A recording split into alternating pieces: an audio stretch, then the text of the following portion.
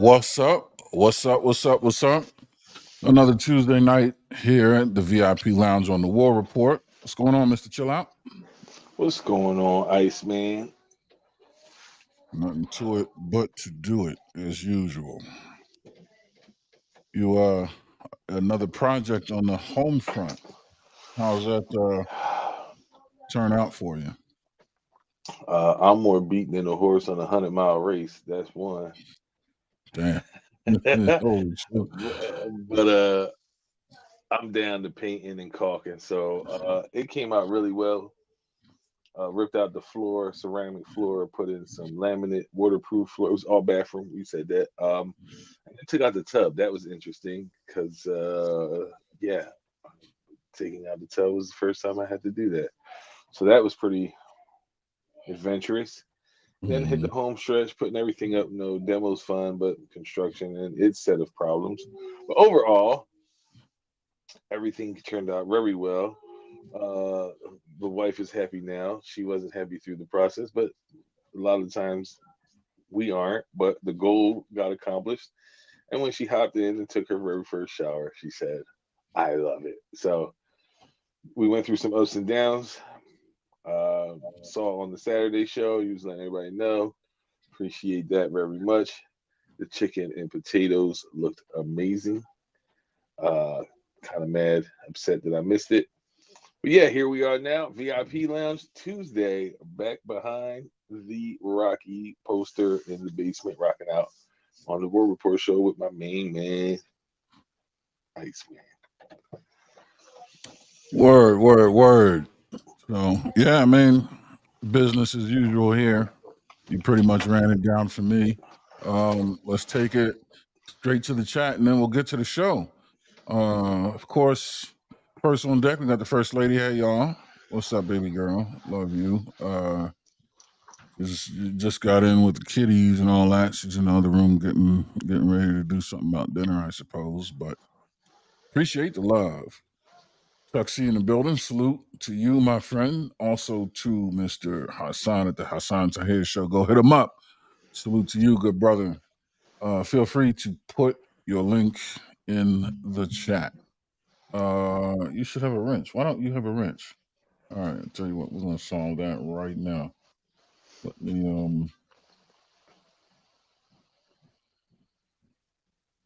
no, I gotta go onto YouTube and do that. I'll do that in just a second. Let me get through these rest of these. E-Dub is in the building. What's good, Iceman and Mr. Chill Out? What's happening, my man? What's Salute to you. good, E Dub? Yes, sir.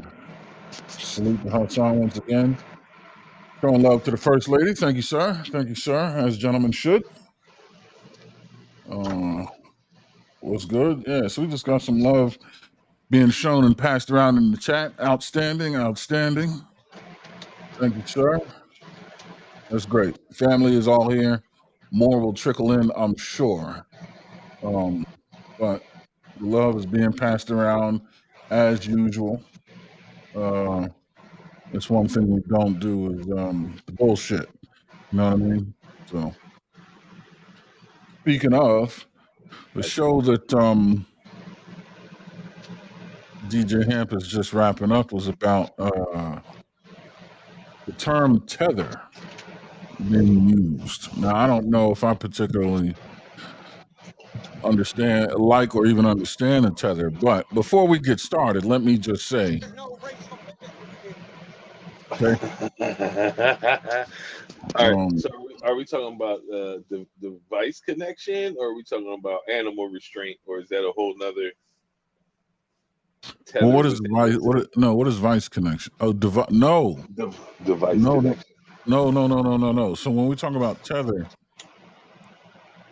these are people, as I understand it, um, they're people that are of color, do not come from the United States, but talk shit about people of color from the United States, or try to take advantage of some benefits offered to, or kind of inherently are available to people of color from the United States. When I say people of color, I mean black people, native. American black people. So um there's imported black people, slaves, right? Imported here on the slave trade, they would not qualify. Um, Also, people from the Caribbean would not qualify. I mean, these people would qualify as tethers. Immigrants from Africa would qualify as a tether. Um, Pretty much people that aren't native to America and that are black, which then they got into the conversation of what Native Americans are, and I mean, it was pretty deep and nuanced. My take on it is um, much simpler. I don't understand what the purpose, what even is the goal in all of this divisionary thinking. My wife asked, would she qualify? Yeah, apparently you would qualify as a tether because I mean, even though you're first generation, your both parents are from Trinidad. Um, Meaning your bloodline doesn't go back to. All right, so like my mother, for example, my mother's mother, the family lineage can be traced back hundreds and hundreds and hundreds of years. I mean, I can go back several centuries, literally by name, to a town in a town called Aiken, South Carolina, to some Native Americans. Right, that would be, and these are black folk. Well, they look Oh, they look the way they look. They don't necessarily look like West Africans, but they would red be face, more. right? Red Uh, skin, they would call it. well, yeah, well they're red bone. Yeah, I mean they're light skinned, yes, but I don't know that. I think more or less the argument was cheekbone structure, and they were saying that there's some darker Native Americans that folks that look black with like 4C hair texture. You know what I mean? Like we're not talking about the typical you know, Tecumseh, Chief Halftown looking. That's not what we're talking about. We're talking about these folks look like slaves or something, but they're native to America. Okay. And my take is pretty much at this point we're also mixed and convoluted. You know what I mean? Like, and this is South Carolina, but American blacks won't let you claim that. They say you lying and from Africa. All right, so here, let me post a link early. So Shannon B says South Carolina, but American blacks won't let you claim that. They would say you're lying and that I'm from Africa. Well, I mean, and I hope they would, because then I'd start naming, like I can give you names going back to Levi, and like I can show you locations and places that were built by the hands of these people. You know what I mean? Like I can go back. My grandfather. All right, starting with Norman, I can go back. Grandpa John, Levi, Timothy, and like they were naming people. So there's like two Levis in the mix. There's two Johns. There's a Timothy. These are all my great grandfather's grandfathers, right? And I can show you a church. I've been there that was built by Grandpa John's his hands, and we're talking about like early 1800s. And there's on the same road, like not even a quarter mile, like pretty much right next to the church, there's a plot, a cemetery where all these folks are buried. You know what I mean? And like if you go to Aiken, North Carolina, you'll see everything down there is this Chavou Auto Garage, Chavou, and they don't say Chavou, they say Chavis. Chavous is the name. But like everything down there is owned by Chavises. You can't go down. Like everybody looks like my mother down there. I'm talking about Justine's mom, Mm. right? That kind of what I'm talking about. So her Justine's mom and my grandmother were sisters. This goes down to Aiken, South Carolina. Like you can't you. So I would hope they challenge me on this shit because Um, I believe you. Yeah, trust me, I can go back that far. And I'm in Tennessee, Texas. My great grandparents look like right. Yeah, yeah, yeah. Look like these folks. So I don't know what's being said, and then I can do the same thing on my father's side of the family, back to the damn crown, like back to England, back to on both sides. The Hadley side, I can go back to the 1700s to a man named Simon Hadley who married, and you can Google these folks.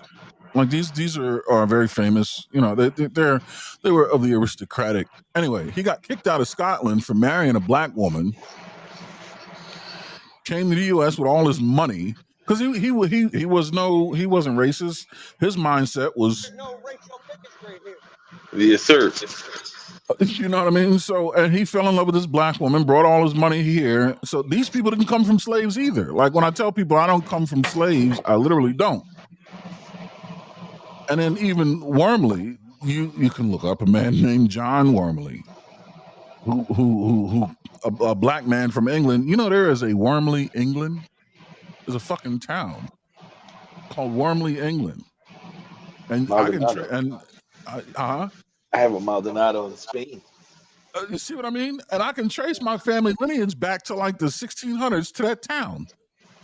So I mean, and I'm not saying a lot of people can do this, right? But I'm just saying the fact that I can trace my lineage back and I can tell you that I have what you would call tethers in my family lineage, but also some direct ties to Native Americans. And I'm talking about 200, 300, 400 years back. I can take this shit. I'm saying that to say we don't know who's a tether and who's not anymore. And even if we do, how can you can't call me a tether, or you can't say I'm not a tether, because I have as much blood in both in me. And if you're going to say I'm a tether and deny that in me, then you have to acknowledge the non-tether in me. That there's such a significant part of my blood that comes from this fucking soil that we're standing on. So much so that they've owned a piece of the South all through everything the South went through. Aiken was always Black and Native American, right? It was always my family back into slave times. And I mean, I'm telling you, I know these folks. And I've been down there to family reunions. You can tell these people are from that soil, and there's nobody moved them up out of there. Nobody ever will. Nobody ever will. So I'm like, how the fuck does this conversation even work? And my wife says, I don't come from slaves either. Right. My great grandma was a very well-to-do Jewish woman from Venezuela. Right. Which is true. Which right. Exactly. My wife's grandmother, a very well-to-do Jewish woman from Venezuela. But now, if you get into Venezuela, I'm sure there's got to be some Native American Venezuelan blood in there somewhere when you go back far enough. Because looking at her grandmother, you know what she looks like? The Chavus in my family. That's why my daughter looks like the way she does. You see what I mean? Now you know why my daughter is so bright and looks like my mom's side of the family, because my wife's grandmother looks like my mother, who also looks like a Hadley. And you know what these people look like? You mixed with white folks, but they're all black. You know what I mean? So like, what are we doing? I don't know.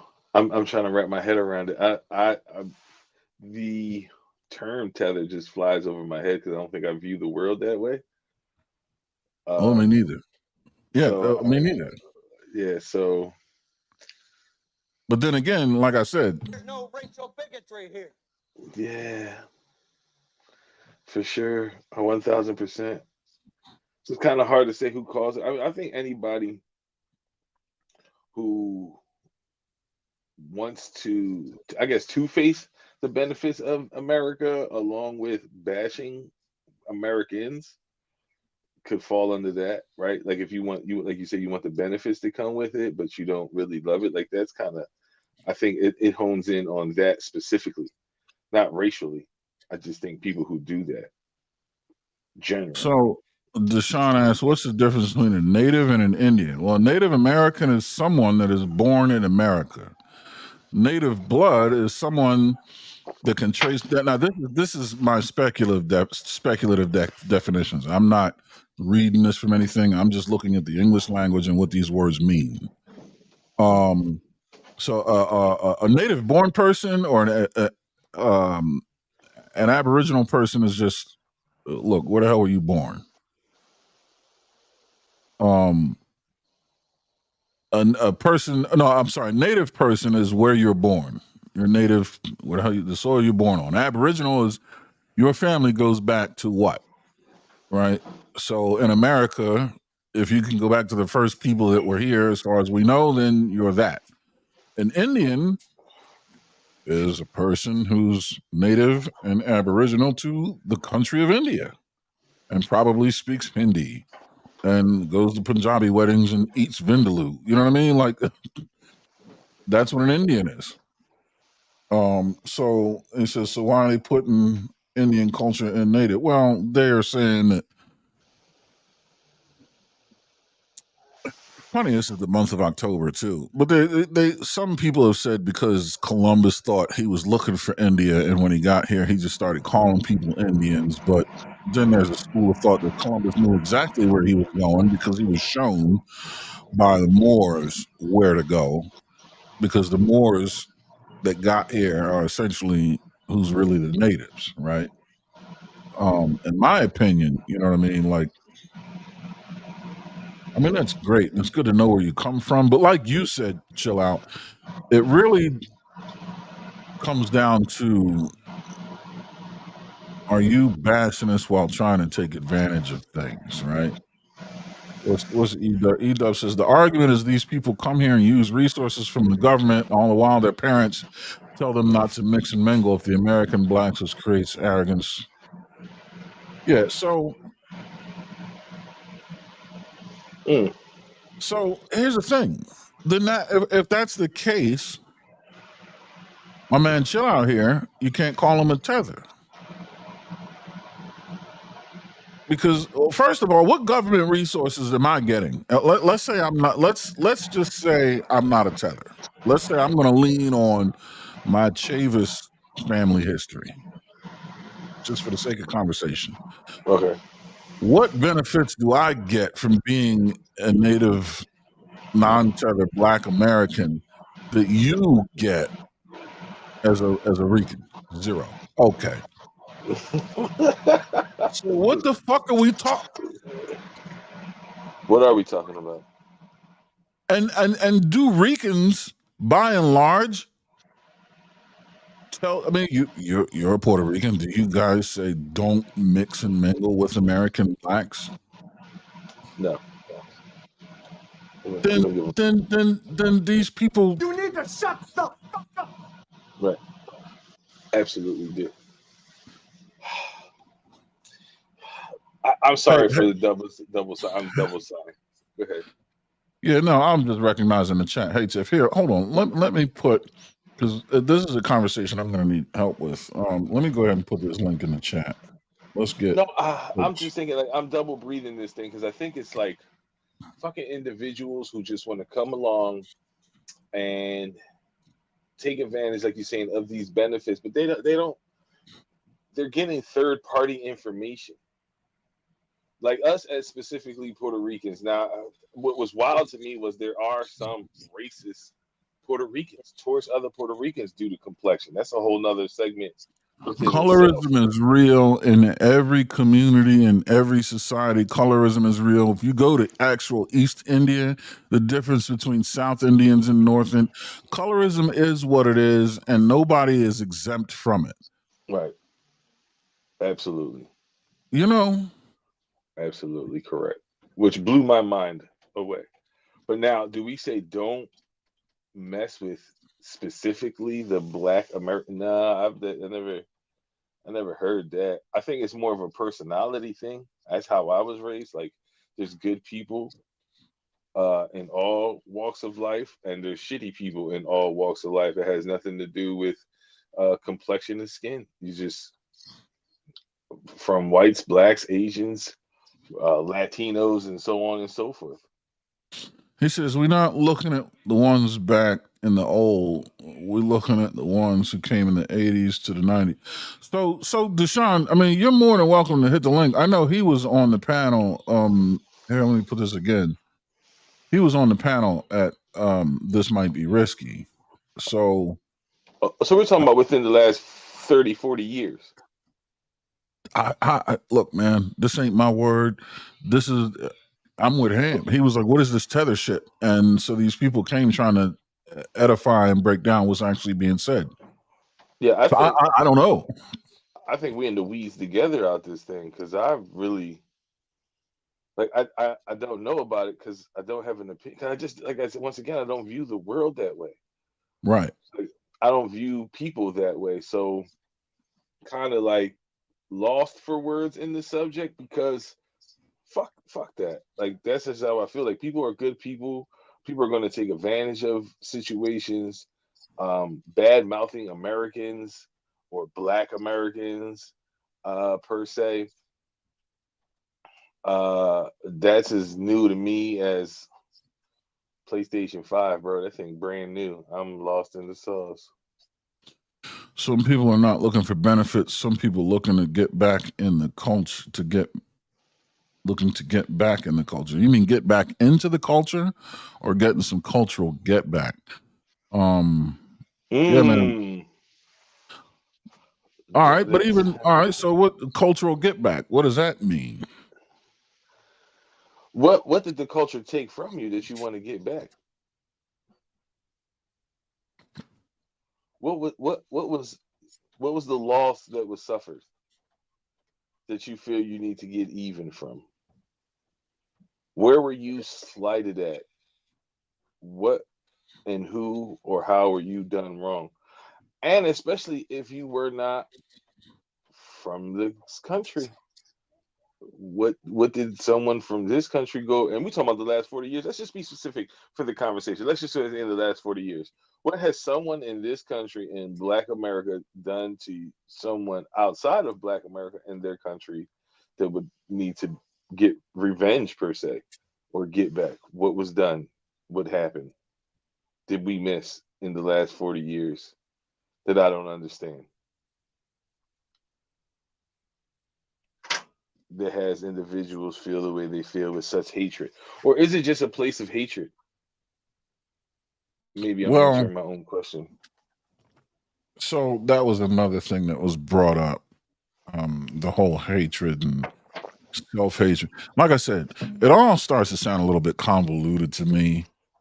I do know I will always recognize that the history that we were told is not the history that actually occurred. Yes, I agree. Tiff says, listening as I cook, Mr. I missed the cooking show, so I'm gonna. Oh yeah, check it out. I think you'll like it. It wasn't that long. It was only about what was it, about 2-3 hours? We got it done. Two. Two and some Two, change. 2 and a bit. Yeah, you'll enjoy it. I think. Yeah, it's only 2 hours. We kind of got right to it, and when we were done, we were done. So, but yeah, thanks for the support. Appreciate you. Um, The meal yeah, looked amazing. yeah, thanks. It was about plating.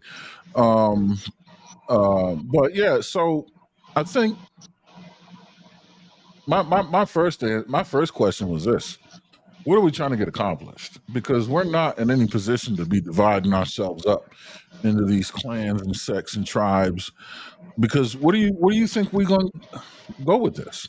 We need to be unified and actually stake a claim in something and actually Do you gain think? some momentum before Do we you think start. it's a diversion to another plot of divide and conquer?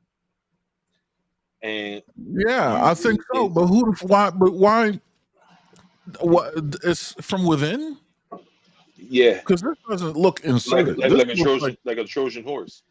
that's what I'm saying. This doesn't look inserted. This looks like it developed from within. This looks like good old fashioned tribalism.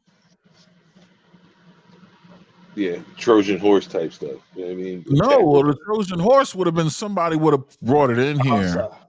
Yeah, but it That's what looks I'm like a saying. gift and it looks familiar. No, that's what I'm saying. You I know, don't see that. you saying this started already Born behind here the gates? inside. In Yeah, the that's gates, what I'm behind the saying. gates. It's tribalism. It's not Trojan horse. It's legit started from the inside. Like,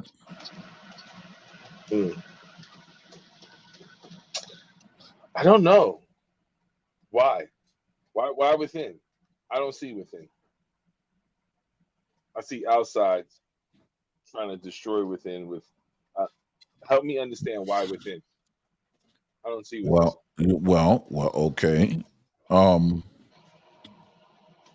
Tribalism. We're guilty of it. Everybody is to a degree, but more so. There's always been tribalism. With Well, this so fight for the top. I'm not saying get back. I'm saying getting back into the tribe culture. We're stuck in Christian way. Oh, all right, yeah. So, yeah, getting back into the tribe culture, but see, I need further explanation. Like this. Join. Yeah, Thank you, yeah. chat. Hit the Feel like. free Hit the if like.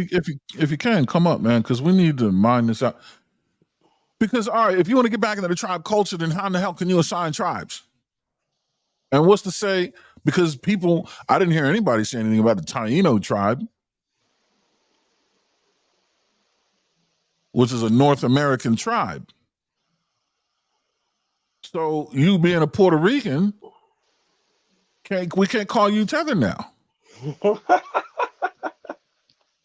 Or my wife, the Carib. That's a black Native American tribe.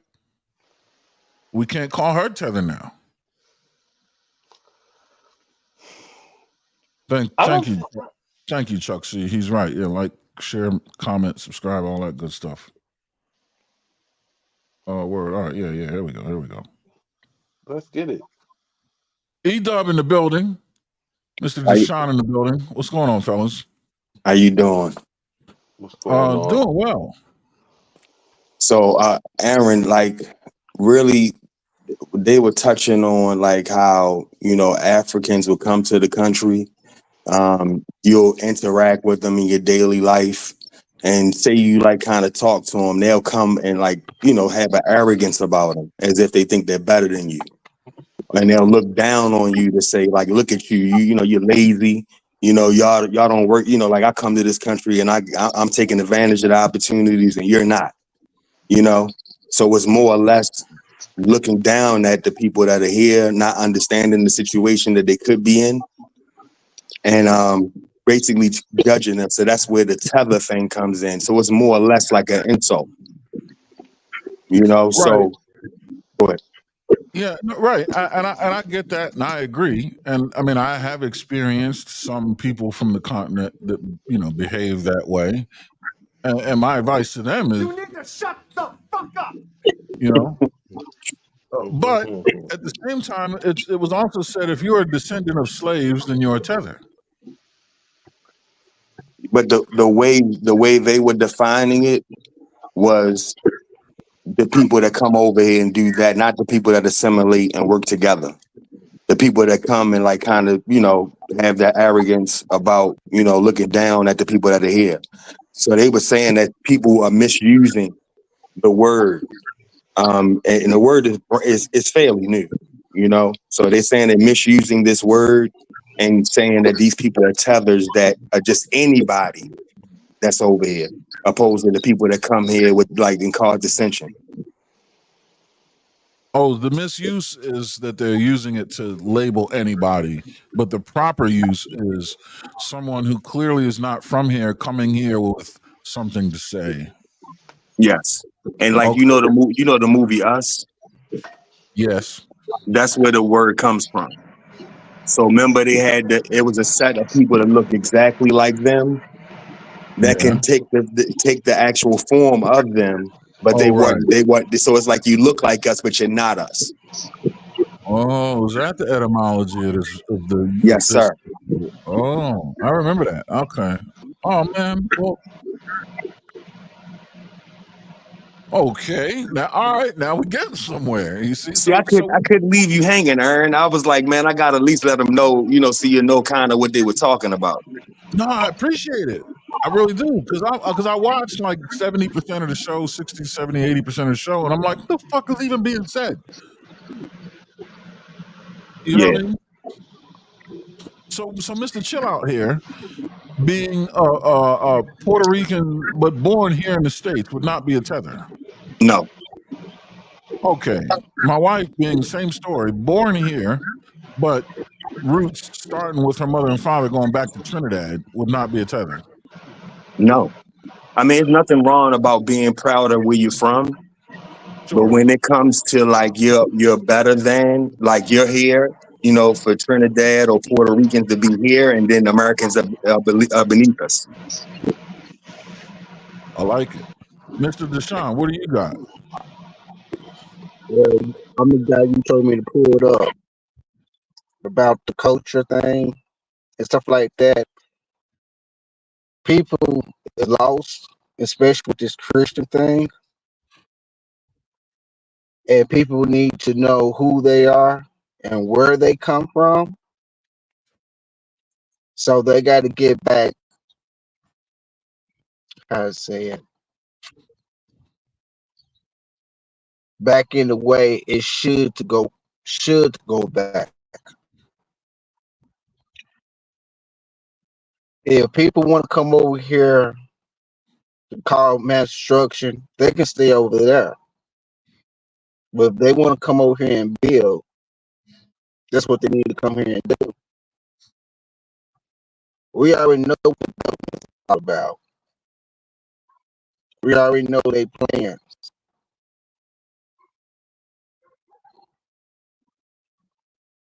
So So what do you? So the term anchor baby was brought up. Thanks, Tiff. She says my wife would be considered an anchor baby.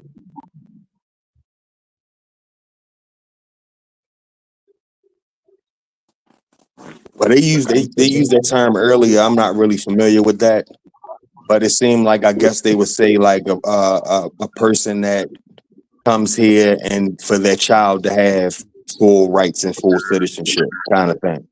You know, like it's almost to for them to get the rights. I guess after the fact, I'm thinking of it like how you would anchor a ship. You know what I'm saying? Yeah, yeah, So yeah. I'm assuming it's that way. But but one more we can thing too, Aaron.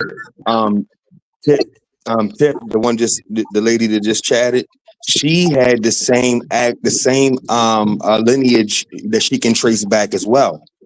And basically, a lot of these people come over here and they'll tell people like, you know, you don't know your history, you know, like as if you know it more than I do, to tell us that we came over here from slave ships.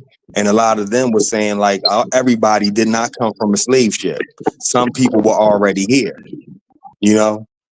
So that was a part of the you know, disagreement too. Like she could trace her lineage back to the 1800s, you know. So if I could trace my lineage back into the 1800s to a group of folks that came here from somewhere else, is that what is that? No, that wouldn't even be classified anything as a tether. It was just saying like people not agreeing with the whole story of, you know, there wasn't people here, they were all brought here as far as slaves, and there wasn't indigenous people here already, you know. So a lot of people were saying like you know, Sherelle has said like she traced her lineage back here, and her people were always here, and you know, from where she traced back. And so did I think Tiffany, I think her name is. So yeah, Tiffocracy. I'm looking. She can go back Mhm. 232 years, and I mean I can Mhm. go back on my mother's side of the family. My grandfather, my mother's father. I'm assuming it gets lost. Descendant of slaves, right? That story. But my mother's side of the story, I can go back deep into the 1700s to Native Americans. Probably before that. I mean, that's if I look around in my mother's drawers and pictures. I mean, I've seen pictures back to when the first camera was. I've seen pictures of my family that were painted, right? My father's side of the family, both sides. I can trace both sides back to Scotland, marrying a Moor, and England, both back to the 1600s by name. You know what I mean? I mean, like Yeah. ship manifest records when these folks came. Like I know exactly who these folks are. I mean, I have family portraits painted. My coat of arms, I know exactly what it looks like. And 3 of the 4 immediate branches of my family tree. And I do believe there are a lot of people, like my wife. She said that she can trace her lineage back to a Jewish woman having been in Venezuela and some Carib Indians. You know what I mean? Like my daughter is going to be able to trace her lineage back across 6 or 7 of the 8 branches of her family tree deep into the 1700s. And I think that's a lot. I mean, that's a good portion of the American population that can do that. And that was a part of the argument, you know, saying like a lot of them don't really believe in, not to say the slave trade didn't exist, but as far as the story, as far as Now, how many people traveled, you look, know, look, and they were saying like even with Columbus, I think in his journals he said that he saw people here. look, I mean, look at this. brown skinned people here. Look at this. My wife says my mother came, and this is also true. My mother came to the U.S. when she was 9 and was naturalized long before she was born. So I'm not sure she would even be. No, and this is true. Like I knew her grandparents. They came here way before any of us were thought of. Right. Mm-hmm. So I don't know. Let's see. Tefocracy says, yeah, she could trace back to Irish and then family. Yeah, still work. I mean, yeah, you got to work on it. You know what I mean? But both sides of my families, you know, they have historians and stuff. So I guess I'm blessed that way. Tiff But says, yeah. I'm sorry, Aaron. No, go ahead. Yeah, I'm But just reading it. But a part of a part of the conversation was like really saying like they think a lot of this, as far as the ADOS and the FBA and all these different things are coming in because of the reparations talk. So they want to know FBA is what? Fundamentally Black American? foundational. Foundational Black American? Yes, sir. What is that? And ADOS, well, they would be the ones he already here. ADOS would be American descendants of slavery. Are they both under the diaspora, or is ADOS more diaspora? No, with the ADOS would be more diaspora, yes. Because that Okay. would cover the Caribbean as well. You see what I'm saying? Because they had this slave trade there. That would cover them as well. Well, what about the Caribs and the Tainos? I'm not sure. You see? Because Mr. Chill Out here is a Puerto Rican who can trace his family name to Spain, and I'm sure there's some African lineage there, but there's also a hell of a lot of Taino that's present in his blood. You know what I mean? But yeah, but see, that's why the breakdown for these people coming up with these terms, it's just trying to figure out who the money goes to. The money. You see what I'm saying? Yeah, it's all about the money. So if you do the ADOS, then that would include everybody. You know, and some people want to make the separation of the FBA to say, no, we were here.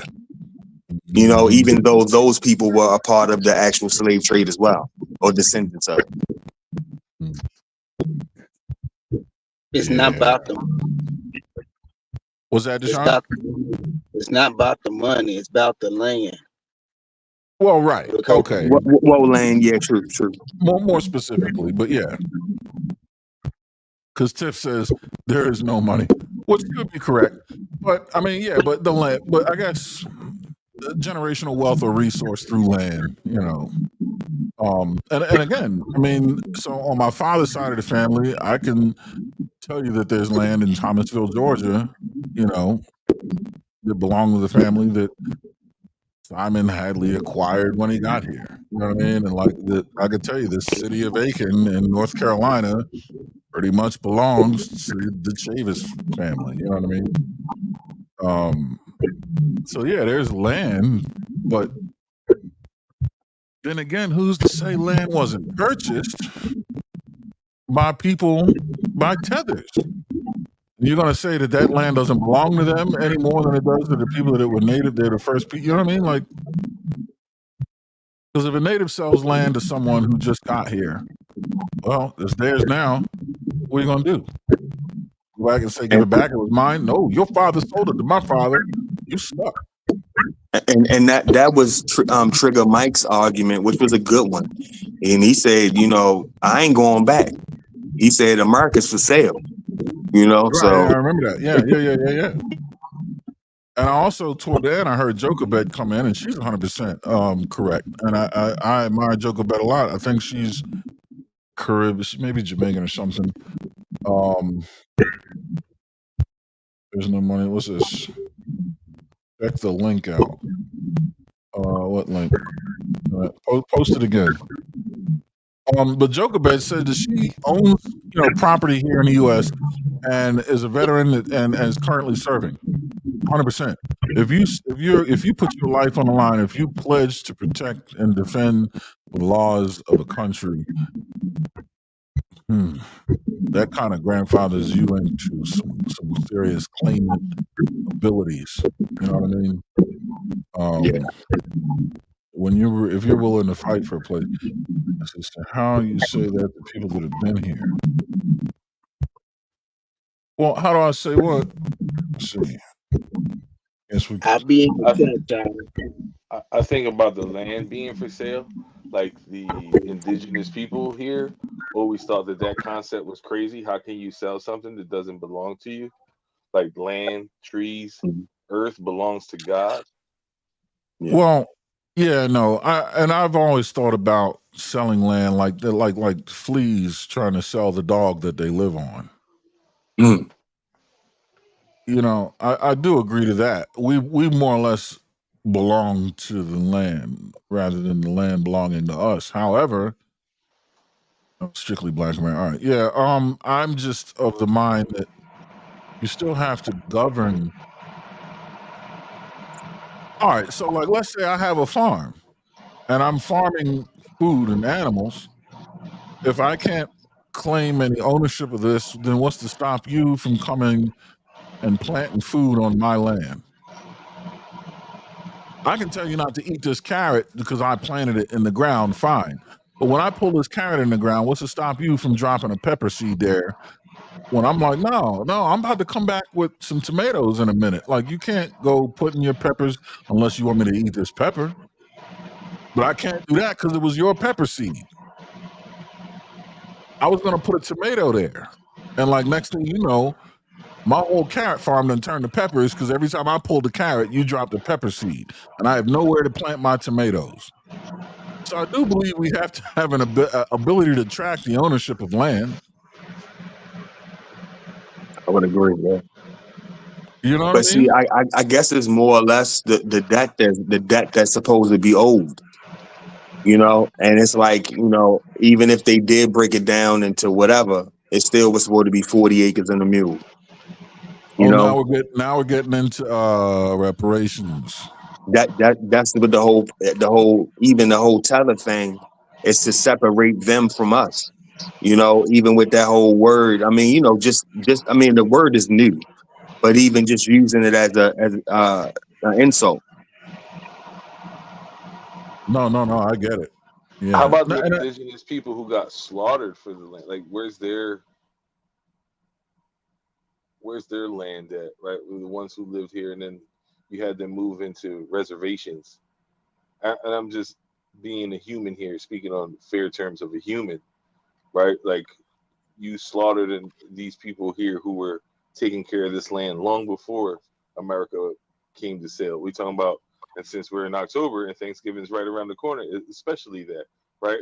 We override something like Thanksgiving, not really saying that those who are aware and know that was a slaughter day, and we celebrate that slaughter day of these indigenous people for the land now being taken over. Is there any lineage of bloodline of those folks who are left over, and what do they get in return of being ripped away from their rights and the land that they lived and had taken care of way before any settlers had came over? see, this is all just see. it sounds to me like it's just Nothing but unorganized, grabastic pieces of amphibian shit. Mm. It was bullshit. But but even with thinking about that, it's like when we keep separating and thinking about. I mean, because if you say the indigenous people, they would be classified as the people that's on reservations, and those people did get some form of reparations. The So see, Chinese Nelson, people that came here got some form of reparations. people overlook the Chinese. Also, you're very correct. You know, Jewish people got reparations.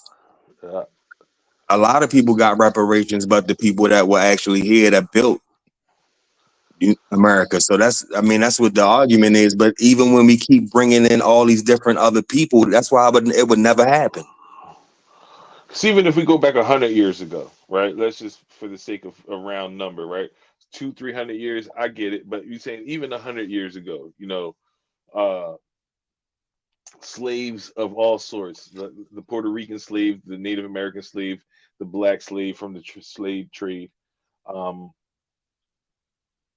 I understand, right? I understand what you're saying, that they haven't gotten their payback for exactly building the very up to date infrastructure of what America runs on now, right? They were robbed, and I mean, robbed is still, they were forced to work in under conditions that no one would even consider deemable working situations now. So I understand that. You're right. I mean, but you're right. I think that everyone's gonna feel that, where's mine at? Yeah, And if we keep going down the timeline, they're gonna be like, where's mine? Where's mine? Where's mine? Where's mine? Where's mine? And if they're getting theirs, then where's mine? I think that definitely becomes a domino effect. yeah. Who said that? And like Beans has said something I thought was kind of interesting. But he said, if you just forget everything that you know, everything that you learned, which is hard to do, and just like imagine, just look out at America, and would you think that the slave trade happened in reverse? Because you have all these people in Brazil, you have all these people in Africa, you have less of a population here, as if everybody got shipped out. And I was like, that was it's different, but it was interesting. I thought, if you thought when about it happening in reverse. when he said the slave trade happened in reverse, like the black people brought white folks here. Not meaning like instead of the people, like say like if Oh, everything was here, we were brought to Africa. say that Africa was not, this was Africa, and everything got shipped out. So you see the population is so much in Brazil, it's so much in Africa. And even with the numbers, it's not that much here. As if everything got shipped out. Oh no, I still if I didn't know what I know about the globe, would I think the slave trade started here and ended up over there? No. Um, it depends on how much I would know about over there. See, when you say things like divorce yourself of what you know, well, I need to know what I can know.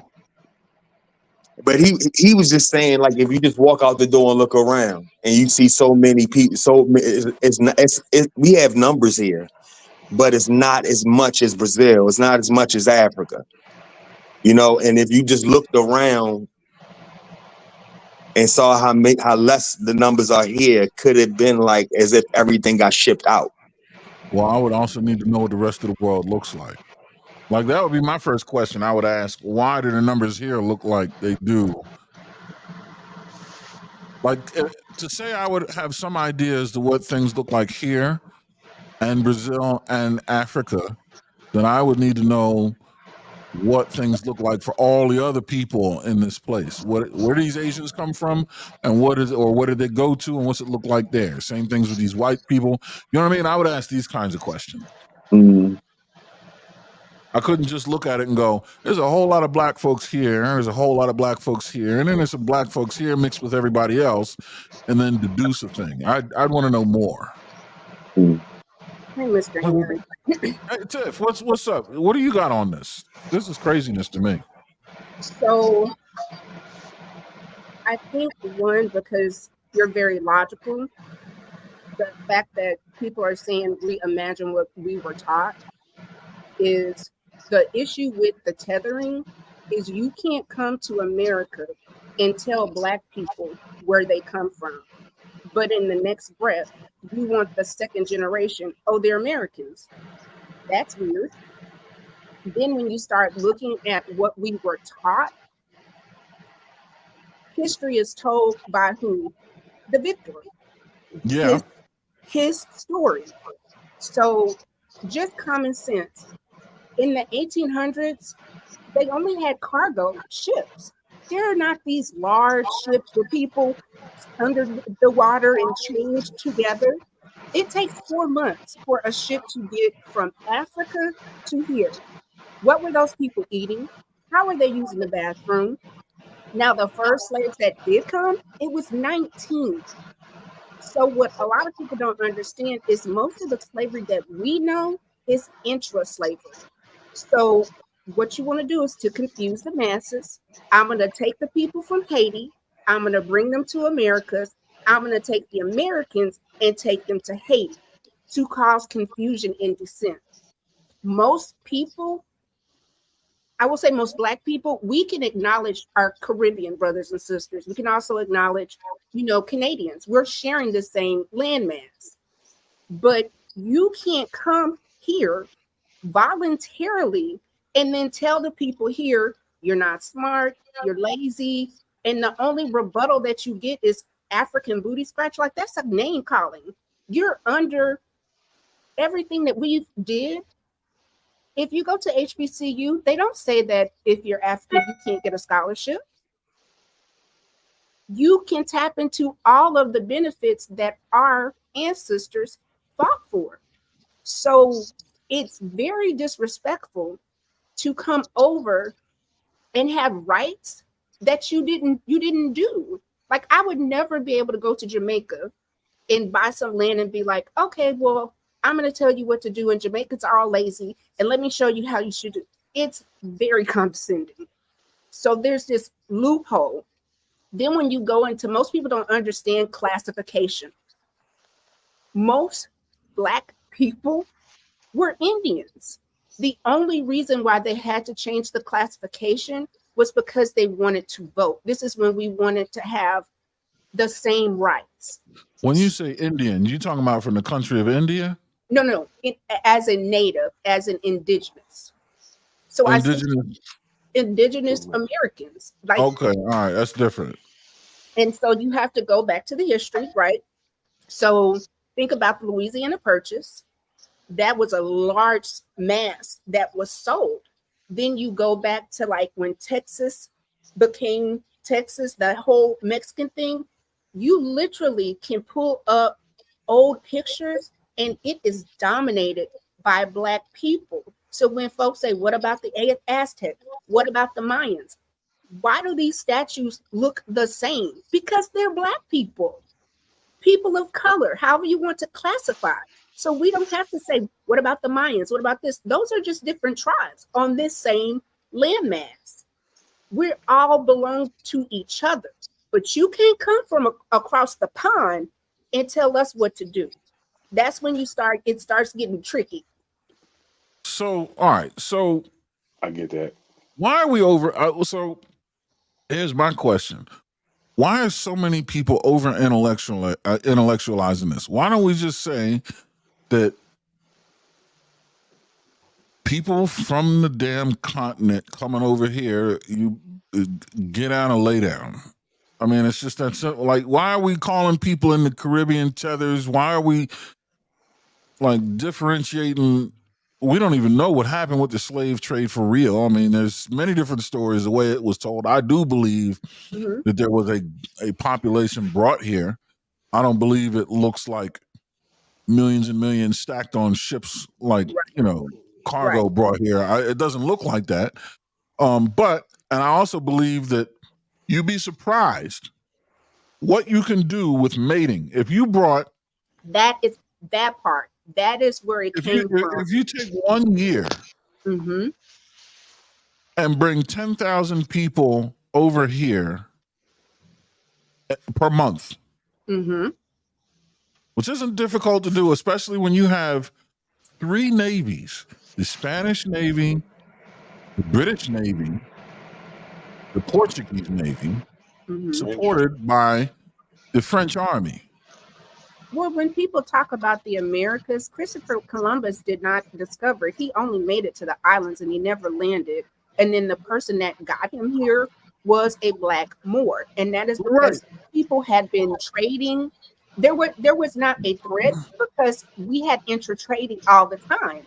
I think But wait, but that's down the road. Like if we just do the, like, if we look at it mathematically, if you take 1 year, 10,000 people per year, I mean per month, A month. well, that is actually, 120. so that's 2 parents. 120, So huh? we're going to go from how you're born. You have 2 parents, which gives you 4 set of grandparents. No. Just get the people here first. Well, Just get the people here first. We'll get to that in a minute. mhm. You got Which- 120,000 people in a year brought from Mhm. there to here, which is reasonable. Let's say you do that in 1601. Mhm.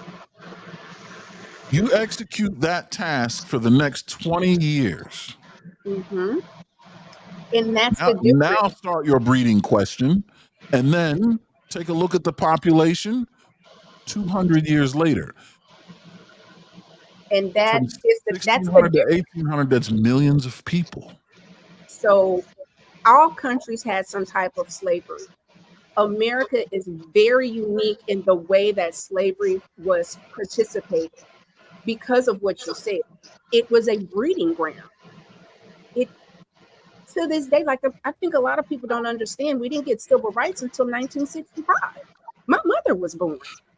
No, but what I'm saying is, we don't, when they use this word tether, it's a word to kind of delineate people's origins, and I'm saying we have no idea. We would No, have to actually look into, huh? we do. We do know. So I sent you a link of the Indian tribes that are still very active in Louisiana. So, like I said, we have a chant, Injuns, here we come, Injuns, here we come, but they're spelling Injun, INJUN, not Indian. And No, then when I say that, I'm saying you don't know when you're talking to someone who they are to call them a tether. You do it with, it's that 30, 40, 50 year thing where they had just came over. Their last lineage does not lead to American soil.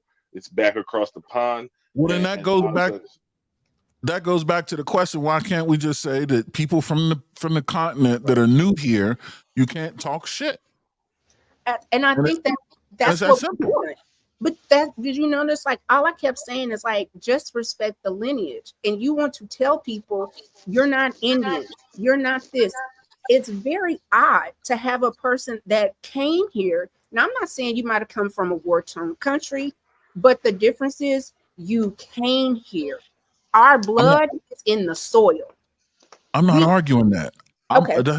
That's not the point I'm making is you got people still calling people tethers that can trace their family back 200 years to this side of the continent, like this guy. Well, I don't think anybody's questioning that. I think what was lost in the sauce was you had people from just okay, so I'm not trying to be rude, but I want us to just point this out. Fatty does not live in America. We allow somebody that's not from here to have a whole conversation about lineage because the base of who Black people are, we are very inclusive. And what is happening right now is when you gatekeep, it looks divisive because you have had free reign and free access. And what is happening now is people like, no, we're not doing this anymore. Just like Kamala, she literally last year opened up the Freedmen's Bank. That was specifically for people that had come out of Jim Crow to be able to get loans in homes. So if you open that up and you start saying black and brown people, you are taking from black people. It's just flat out. You are What tapping black? into resources. Taking from what black people? The Americans that are here, the Caribbean people that are here, there's so affirmative action, right?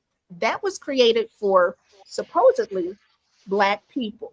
The folks that got the most out of affirmative action were white women.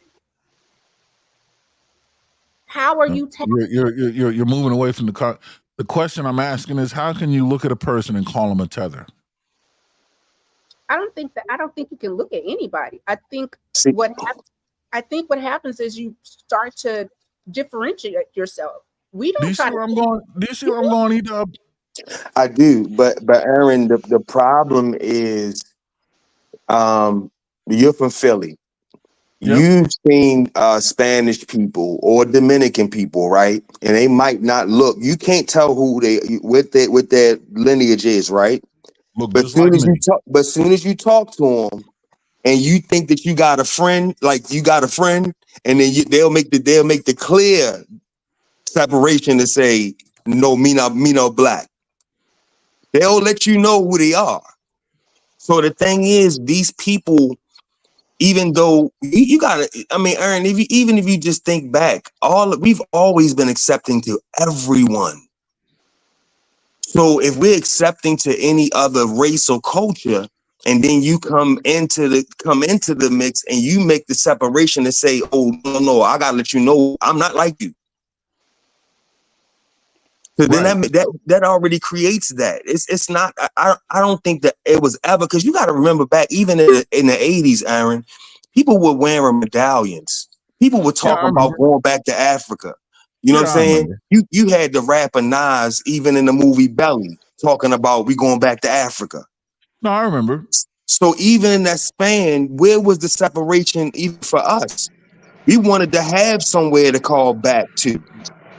But Well, what so happens is these people come over and we might be inviting or welcoming because they might live in a neighborhood. But if the person that's buttering your biscuits or putting bread in your is a white person, then you're gonna already make the separation and say, oh no, we're not gonna mess with them because we're not gonna mess up what we got good. I can tell you where they're back to land is the land that you're born in. No, I I think mean, that that really makes it simple, right? Because like if a person, and what I'm saying is this, I don't believe in responding to ignorance with more ignorance. So when a Dominican person says to me, I'm not black, I'm Dominican, well, you're a black Dominican, like I'm a black American. And if you ask them about their lineage, how much of it goes back to the continent, how much of it is Native American, then they'll probably tell you, yes, I have some family, you know what I mean? Some of my blood comes from the continent. Some of my blood is European. Some of my blood was right here on this island in the Native American, right? And then you had a conversation. Well, see, your ass is black.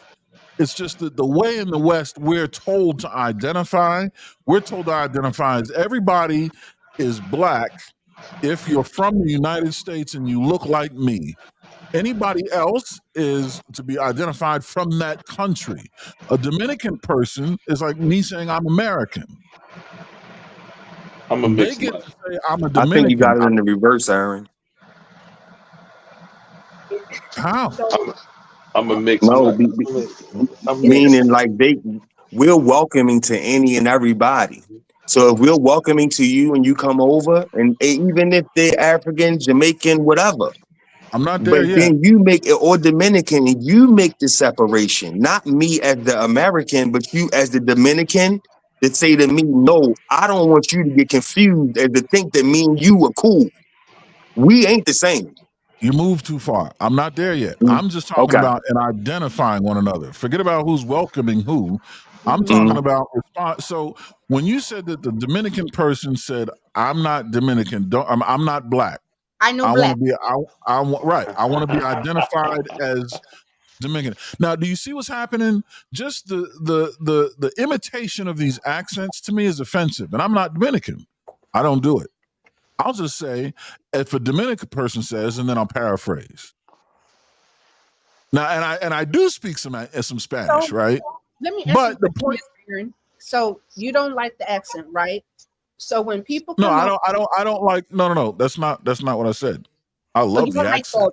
you don't like for people to mimic an accent. I'm sorry, I To imitate the misspoke. accent. Just say that a Dominican person would say, and then speak. Because I So know the accent. You're doing it wrong. and I can own that. I'm from Texas, and I think that's the other thing. I think for a lot of people, this is really regional. And what Hamp said, and where you're from, y'all's interactions is not as cut and dry as somebody from Texas, as someone from Louisiana. When Sherelle said she didn't graduate with anybody black or anybody not white, that blew my mind. And then you saw people, person after person after person, that the segregation, it just all of it goes back to how people have been treated and how people have processed. And I think all I think Americans are saying is respect our culture. I'm never going to go to Africa All and right. try to tell somebody what to do. So let's take that, right? Mhm. Where I was going was we have to identify what culture is. And before we start telling people what to do with culture, because like E-Dub just said, I'm going to run into someone who's Dominican, who's going to look like me and is going to sit here and say, I'm not black, I'm Dominican. I can't respond. That is a statement of ignorance. Because to say you're Dominican has nothing to do with the color or melanin in your skin or hair texture. That has to do with the country you were born in. Yes.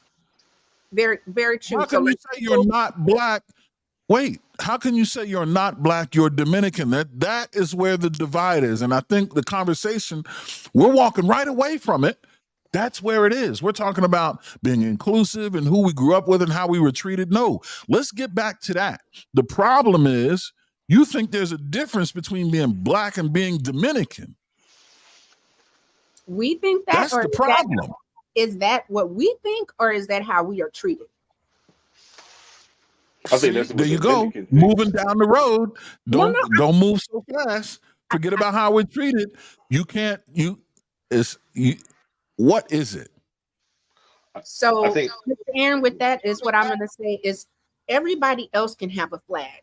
If you're Haitian, you have a flag. If you're from Jamaica, you have a flag. If you're from Nigeria, you have a flag that you resonate with. But if we try to identify as I am American, period, point blank, I have been here and my family has been here, you're going to look at me and say, no, you're African. Wait, No, hold I'm up. gonna look at you. No, I'm just saying that is what's happening. So when you're saying like, what is the issue? If I am trying to tell you that you are not from here, you don't have any type of Indian in you. It's like it's just rude. It's just downright rude. I have a question. hmm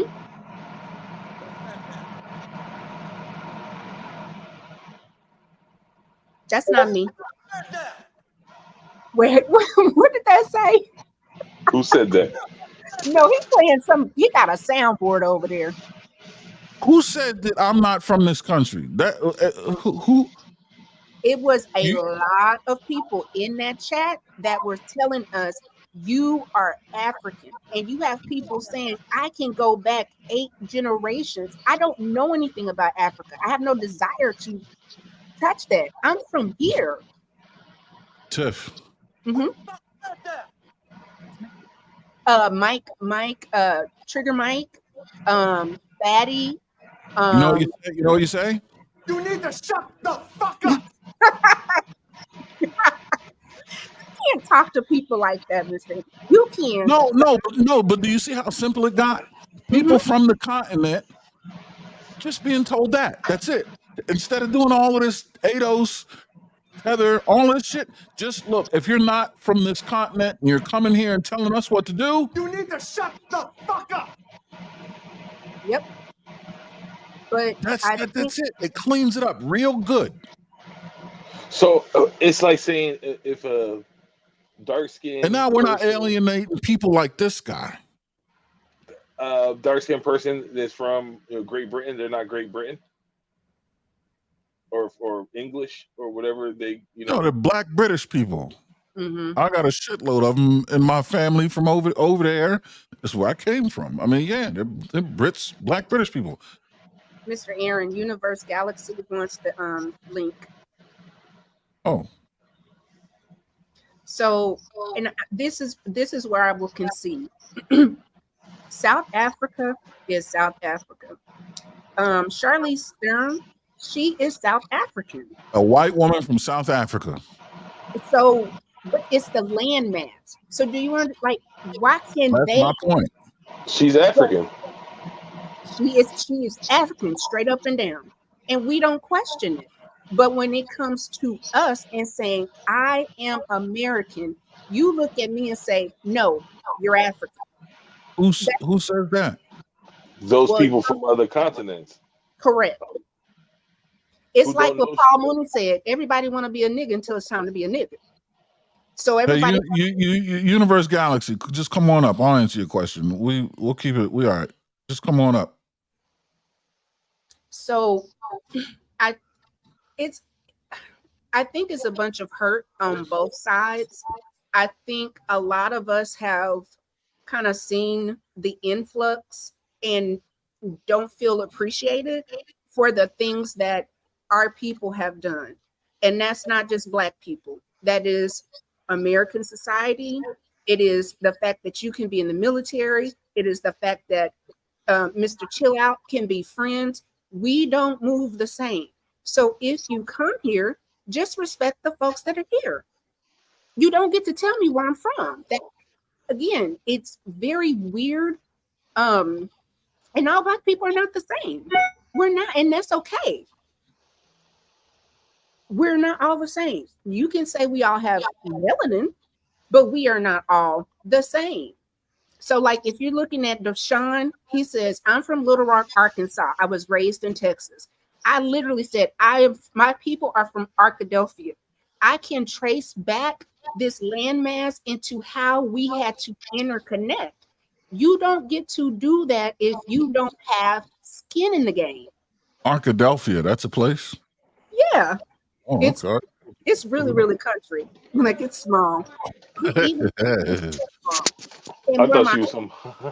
no, Arkadelphia is very small. So Yeah, the other thing is that's like Texarkana. Texarkana is in Texas. So you have Texarkana, It's real. yeah, Texarkana, and then you have Shreveport, Louisiana, and you have Shreveport, Texas. Oh, They're wow. about 2 miles from. So that's Well, the yeah, thing. there's a Springfield everywhere. Yeah. So what I was going to say is like for me, when I did my lineage, every single person is from Redland. Everybody, grandparents, great grandparents. The only person that I found in 1834 was in Atlanta. Now we do know that we have Caribbean. Hold on. Okay. I want to make sure. Hey, do me a favor. Can you cam up and just give me a sign that you're a person? Oh yeah, people are weird. Hey, can you hear me? Yeah. Can you show your face? You don't have to stay cammed up. No, I know. It's the only thing is, man. I found you from my page. It's a pretty popular page. I purposely don't go on camera. Is that okay or no? Yeah, you don't. I'm not going to put you up there. I just want to see that you're a real person. If you cam up now, right now, they can't see you. No, I got you. I'm on the whole. I know, but I still kind of want to avoid the camera. Is that okay or no? Yeah, I just want to make sure you're a real person. I mean, you sound real, but I want to see that you're not going to like. Yeah, sure, no, sure. I'm the guy in the chat room. You can find my page online if you want. It's a legit page. Hey, All what right. he's asking you to do is you're in the backstage.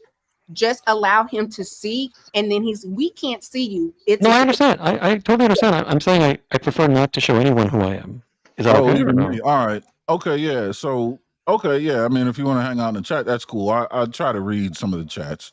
I just don't want to compromise. I actually want to call in. Do you only take like if I don't show you who I am, I can't call in and stay on? You can if you show me your face, and then I'll let you come up. You see what I'm saying? Okay. All right. Well, Because what happens is people will not show anything, and then when I do bring it up, then they'll put stuff up that will I know. compromise. My page has been deleted 6 times because of porn bombers and other bad things. That's I totally get unavoidable.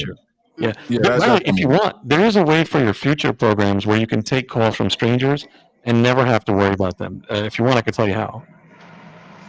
What? There's a software that you can use for this. It's free. It's just like StreamYard. You probably already heard of it. You can literally have them come on, but you don't have to worry. Damn, if I put them on for 1 second and they show something bad and my page gets taken down, there's a software called Restream. They let you do it that way. Oh, okay. All right. Here, Yeah. I'll write this down. But anyway, if the only way to go on is to go on camera, I respect it. That's your program, man. I was hoping to go on, man, but if that's the only way, then I kind of don't want to show people who I am. So I guess that's it. Then I gotta leave. Got it. Yeah. All right. I appreciate you though. I appreciate you for showing up, and again, hang out in the chat. If in the future this restream thing works out, then I'll call in again if I know about your show. Yeah. And last thing before you hang up, since I can't go on your show, man, can I get you on my show? Absolutely, 100%. Yeah. I'll put my email in the chat. Yeah, I would 100% love to join you on your show. And feel free to drop your link, or the name to your show in the chat as well. That's no problem. Okay, sure. All right. Well, I'll send you an email. Let me know if I can ever go on your show, man, without going on camera, man. Yeah, absolutely, 100%. Yeah. All right. By the way, huh? Oh, just a random topic. Michael Jordan fans are the worst sports fans of all time. MJ fan, Michael Jordan fans. Yeah, that was. To be honest, the reason I called your show, I was going to bring up random. In the chat room, I was asking, do you guys take different topics or only stay on topic? So you were like, call in, and I was going to bring up different topics, but since you're not letting me go on, I thought before I leave, let me just give them one random topic. So that was one of them right there. Gotcha. Yeah. Yeah. All right, I got you. Yeah, I'll drop my email. Hit me up, man. We'll connect. All right. Thanks, man. All right. Yep. Later. All right, cool. Mr. Aaron, I think the other thing is being able to identify what happened. The Trail of Tears were natives, but the natives were Black. So I put in the Discord all of the pictures of like Black Indians. I put a couple of resources in. There is a really big movement. It's kind of like when you said, say it loud, I'm Black and I'm proud. Yeah. That, but someone from where I'm from, Black is an insult. Like, you don't call your elders Black. They hate it. They don't want the term, and they don't use African American. A lot of times you will hear them use Negro, and it can throw you off because it's old. But the Black thing, it don't fly. When you look and see at the Andrew Jackson Indian Removal Act, that was us. The Trail of Tears is us. If I owe you land, what is the easiest way for me to trick you out of that land? I'm going to tell you don't belong here, and I'm going to bring people here to cause dissension so you can never get your birthright. Because who are you? How are you Black? You're all Black, so we can't give you anything because we can't decipher who is who. Yeah, but do you see how that kind of succumbing to that or believing that that's the plan can kind of backfire on you? Because what it'll do is it'll alienate you from people that you need to align with. For example, here in North America, there's a little group of islands called the Caribbean. Mm-hmm. And there are a bunch of people there that look like me, that speak Spanish, that I need to align with because our lineage is just about the same. It's spread between a European percentage, an African percentage, and a percentage of native blood that goes back over 500 years. But because I now want to sit here and separate myself from people from across the pond who got here today and use divisive language, like E-Dub said, they're going to create the separation between me and this Dominican person that I really need to be aligning with. Or more so, let's say a Puerto Rican, because that's an American territory. Absolutely. So that's completely different. But do I need to align with people that are coming here? You need to No, align with me. I no, don't no, need. no, no, no. I'm not. I think that's a mute question to ask. Hey, Gorilla, come up. Chicago, yeah, Rilla. What? Yeah, I want to hear Rilla's. Yo, Yeah, Rilla, hit the link. I want to know what your thought is on this because, well, because Rilla, you the unk, you the OG. yeah. Yeah, please hit the link. Do Although it's you? great conversation with Edub and Tiff. Don't make no mistake. You guys are, and I wish Deshaun would come back. You guys are so valuable to the conversation, but I really want to hear what he says. What were you saying, Tiff? I'm sorry. I think, and I'm trying to word this in a way that I get what you're saying wholeheartedly, but Mhm. if this is the country that my ancestors are from, why do I need to align with you? If I go to Jamaica, I need to align with Jamaicans. If I go to Nigeria, I need to align with Nigerians. You cannot come here and tell us what to do. It doesn't work that way. No, I'm not saying that they should come here and tell me what to do. But what I'm saying, oh, here you go. Rilla in the building. Hey, What up, man? Cracking family for a good time, not a long time. I What's could up, dig it, Eric? man. I appreciate the love. Yo, did you catch any of Hamp's show on this I tether shit? caught some of it on the way home. Okay. Lately I feel, you know what? I feel like I'm the old man that's just annoyed and irritated. That's with how I everything. feel. I'm That's how annoyed I and feel. irritated with everything, man. Everything. Listen. So first of all, this with what was it about tethers and FBA and all that other stuff? Right. Yeah. I agree with whoever was saying that Africans in America, or African Americans, or Black Americans, however you identify, we're the most welcoming, right?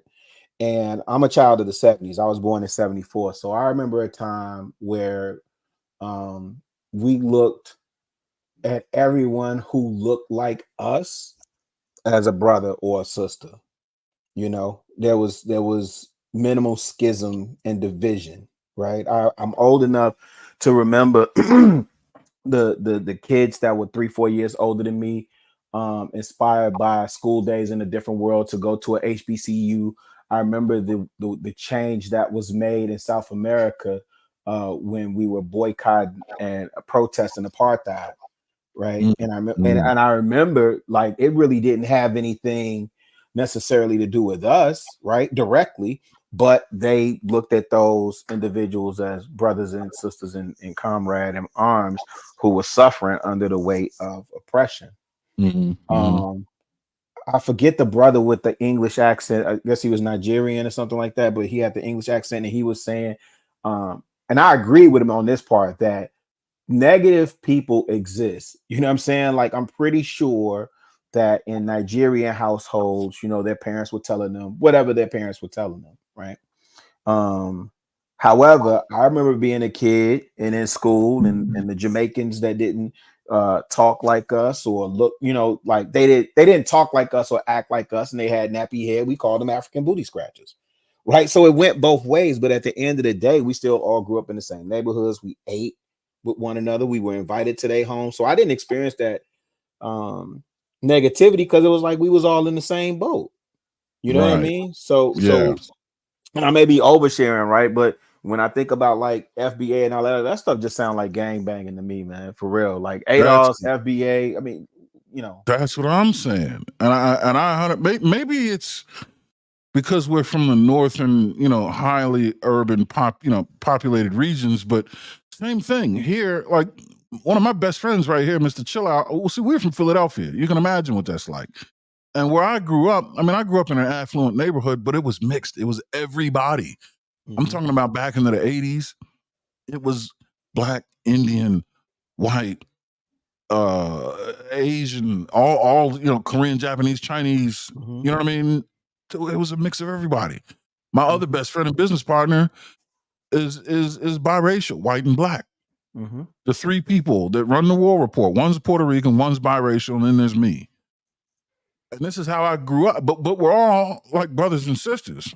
It's just he's a Puerto Rican, bro, and that's why I say black and brown communities, because that's really what we call it up here. It's just black and brown communities. Well, So, you know, can I go ask ahead, you my a bad, question? Tip. When you say black and brown, outside of people that like Puerto Ricans, when we do that, do you see a coalition of Mexican people coming to help black folks Up here, yeah. in mass? Yes. Mr. Chill Out is shaking his head. I'm the dysphoria. Wait, Mexicans that are from here, Mexican Americans, or Mexicans that migrated here, like what we would call FOB, or fresh off the boat, so to speak. This is what I will say. Mexicans born here? I mean, what we call people, they're called Chicano in Texas because they're. Well, you're talking about up here. So Mexicans born Yeah, it here? looks different in the South. Yeah. That's it. I'm like, y'all don't have the same tie to it because it looks so different. I'm trying to answer your question, though. We got to get back to, we can't, you asked the question and you're saying that he disagrees with me. But what I'm saying is there's a difference. Were they born here or did they show up here? Because the ones that show up here, yeah, I will say they will only help themselves. And can you blame them? But the ones that are born here, yes. You know how I know? I served in the military with them. Dopest cats in the world, blacker than some black folk I know. Yeah, definitely a difference. Culturally speaking. The ones who show 100%. up here, they act different. Yeah. But the ones that show up here, I can't blame them because the path that took, the reason why they're even here and the path it took to get here, I'd be closed mouth and closed minded and closed fisted with my shit too. 100%. There's nothing wrong with that. I know what's going on with that. But the ones that are born here, the ones that have opened up and become Americanized, yes. Dope. Yeah. There's nothing wrong with these Mexicans. So when I say black and brown community, I'm including those folks. I'm talking about America. In general, what I will say is black people, like Chicago said, a lot of times are super. Somebody just came on. Your mic is open. Yeah, yeah, they're good. Okay. This is what I'll say. I just find it odd that all of us, or a lot of black people, are taught, let everybody in, bring everybody to the picnic. But when it's time for us to come, we're not welcome. And I know you're in the military. My father was in the military. So you have seen black, white, Hispanic, and going to war with them. It is a different experience for you personally. But for someone like myself, I can identify where people will come here and believe that black people are lazy, to the point to where I have a good girlfriend. She's from South Africa. She literally said when they got into the immigration office, they told her, don't talk to black people. And you hear it all the time. It's a one-sided way. Dysphoria wars are one-sided. I cannot go to any African country and try to take their resources. It's one-sided. Well, go ahead, Deshaun. You unmuted? Yeah, I'm unmuted. Well, you got yeah, I was getting back on that topic she was saying about the Mexicans. They don't help nobody. Or again, define what kind of Mexicans we're talking about. Even the people who migrated here. Those are the ones I'm talking about. Yeah, they're not gonna, and I don't blame them. How can you help? How can you help push anybody up or pull anybody up when you're on the bottom? Aren't we on the bottom? No. In the American caste system, wouldn't we be considered on the bottom? But that's not what a conversation is. The conversation is in the black and brown community.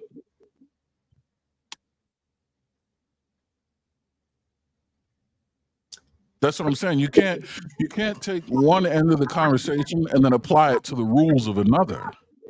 In the American caste system, yeah, but that excludes Mexicans that are here that haven't even become citizens or especially naturalized. They're no longer in that conversation. But when you talk about Mexican immigrants that come here, the caste system conversation has to go out the window.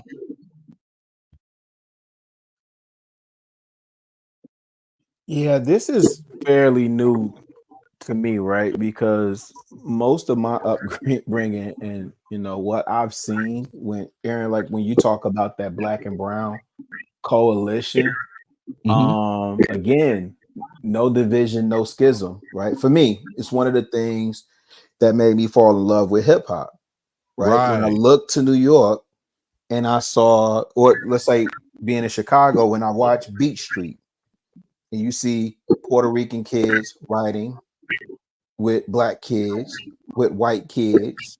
You know what I'm saying? You see it's one of the reasons why you can understand when somebody like a Fat Joe uses the N-word, right? As a term of endearment, right? Because you're all there in the same, you're all in the same projects stacked on top of each other, having the same shared experience. So that commonality tends to bind you together. It's the same thing I experienced in Detroit. What I experienced in Detroit was people in the same socioeconomic class or status, they tended to coalesce around each other. Chicago is still very much segregated, so Hispanic or Latinos are on their side of town, and it's still heavy gang culture here too. But you got Hispanics on their side, whites on their side, and even with the whites, it breaks out Ukrainian, Italian, Polish, Irish. Hold that thought. I'm gonna say about it, Tiff. She's got to get ready to go. I guess you're going to be on Hamp's panel. Yeah, but thanks for showing up. You're always welcome. This is your home away from home, but thanks for contributing to the conversation.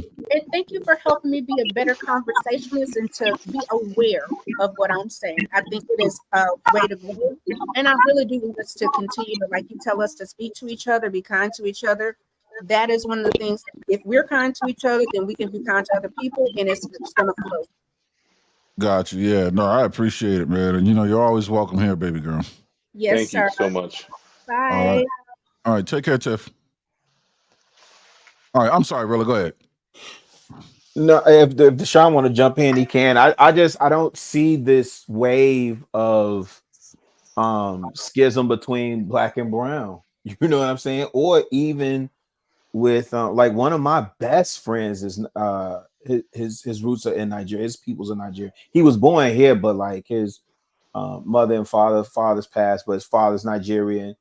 His two older brothers were born in Nigeria, and then him and his two younger brothers were born here.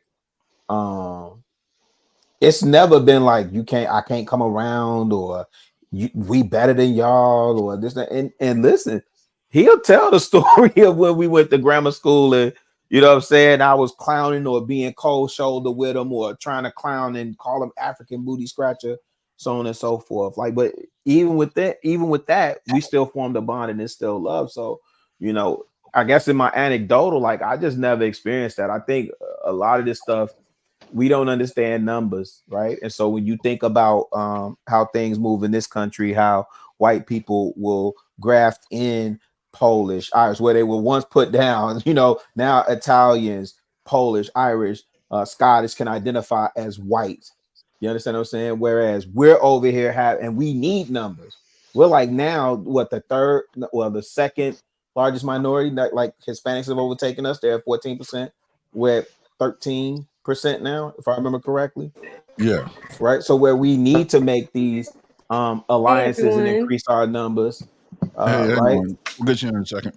We're still fighting over turf we don't own, names, and gang title, like gang designation, man. So you ain't ADOS, F you. You ain't FBA, you a tether. Like what? That's what I'm thinking. That's exactly where my mind is. I'm like, we need to be uniting. If you're from where you're born, and where your bloodline is next. And we need to come together, and we can get all divided and shit later after we actually have something to divide. But how are we gonna divide a pie we ain't got? 1000%. Mhm. And the fact that we're trying to divide this pie that we don't have is only going to further keep the pie out of our hands. Because it keeps us. That's how we remain conquered. Is through this division. Let me get Tiara in here. What's going on, baby girl? I'm gonna unmute your mic. What do you have on the subject? Yeah, let me unmute her. Oh, you got to unmute yourself. Okay. Hey everyone. I just wanted to jump on a little bit back to the topic of I think basically the lady on here earlier she was trying to get towards the topic of segregation from what I was hearing.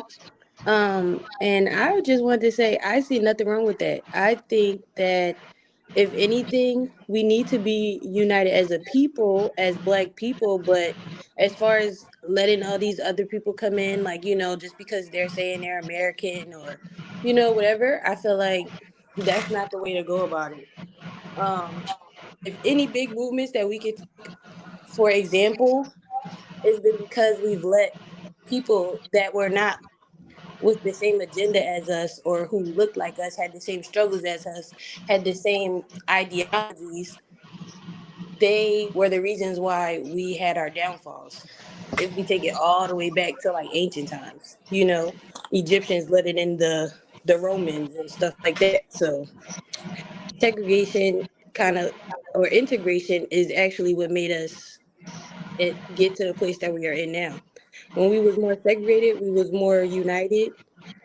We had plans and action for everyone. We had the Black Panthers. We had the marches in Selma. I don't think I've seen Black people be as united outside of those times. Can you see the screen? Yeah. Can you Uh, read? the war report covering culture war in America. Do you see a face up there? I see everybody else's like little boxes. So, You see a little caption at the bottom left. oh, TT, hey baby, hey Joel. Yeah, y'all. Just so y'all know, this is family up here. Yeah. So, but yeah. No, I would agree with you, right? So, 100%. And I think you're talking about, and I think I'm interested in hearing what Deshaun and Rilla had to say about this. I think you're talking about integration in the context of like Martin Luther King, right? Is what I'm reading. In a, and I would agree that segregation to that degree absolutely is how we came up. How post Reconstruction, how we really gotten ourselves into a decent position to move forward. But I think this current divisiveness is more of the in-house division that's used to keep us from going at it again. You know what I mean? Like segregation should have its limits. I'm not interested in segregating myself from this guy right here. You know what I mean? So what you got, Chill? I think during the time of segregation, it is us against them, and now it's us against us against us against them. That's what I'm saying. That is precisely what I'm saying it is. And I mean, would you agree, T, that's kind of what is starting to happen? Yeah. Yeah. Like basically, even people who are saying, "Okay, I'm black," like if they are Jamaican, they're like, "Okay, I'm black," but then people in America, like, but you're not the black that we are. You're not a foundational black American. Right. That term.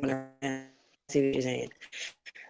I mean, I feel understand that, but at the same time, that we don't have the same experiences. I feel like that's when we start looking at. Uh, You breaking up a little bit. Did you move somewhere? oh man, no. I just Yeah. need. Can You you hear me sound good better? now though. Yeah. Okay. You sound good now. Yeah. Uh-huh. But as far as being a black person in America versus a black person in Jamaica, Those are Mm-hmm. two separate experiences that we're having to deal with. So I mean, I understand that it's like, yeah, unity, but I'm talking about in-house. You know, Right. we're going Yeah. through what we're going through, they're going through what they're going through. So like kind of piggyback off of what you said, how are we gonna split the pie if we don't have a pie yet? We See need what I to, mean? as black people in America, we need to come together first and think about what it is that we need here. Then we can, jump around, skip around to the other places that need us or whoever wants to, connect. But I think it has to be centralized at some point. Yeah. No, So go ahead. What you got, Rilla? yeah, shout out to you. It's Tiara. Tierra. Okay, thank you. I heard Big A and I was like, Tiara, what? Yeah, because I'm He's reading it. using I the don't even call it that. Yeah, it's he's using the No, it's Queen's fine. English properly. yeah, He's sophisticated. No, my firstborn is same name, Tiara. yeah. Nice. Shout out to you.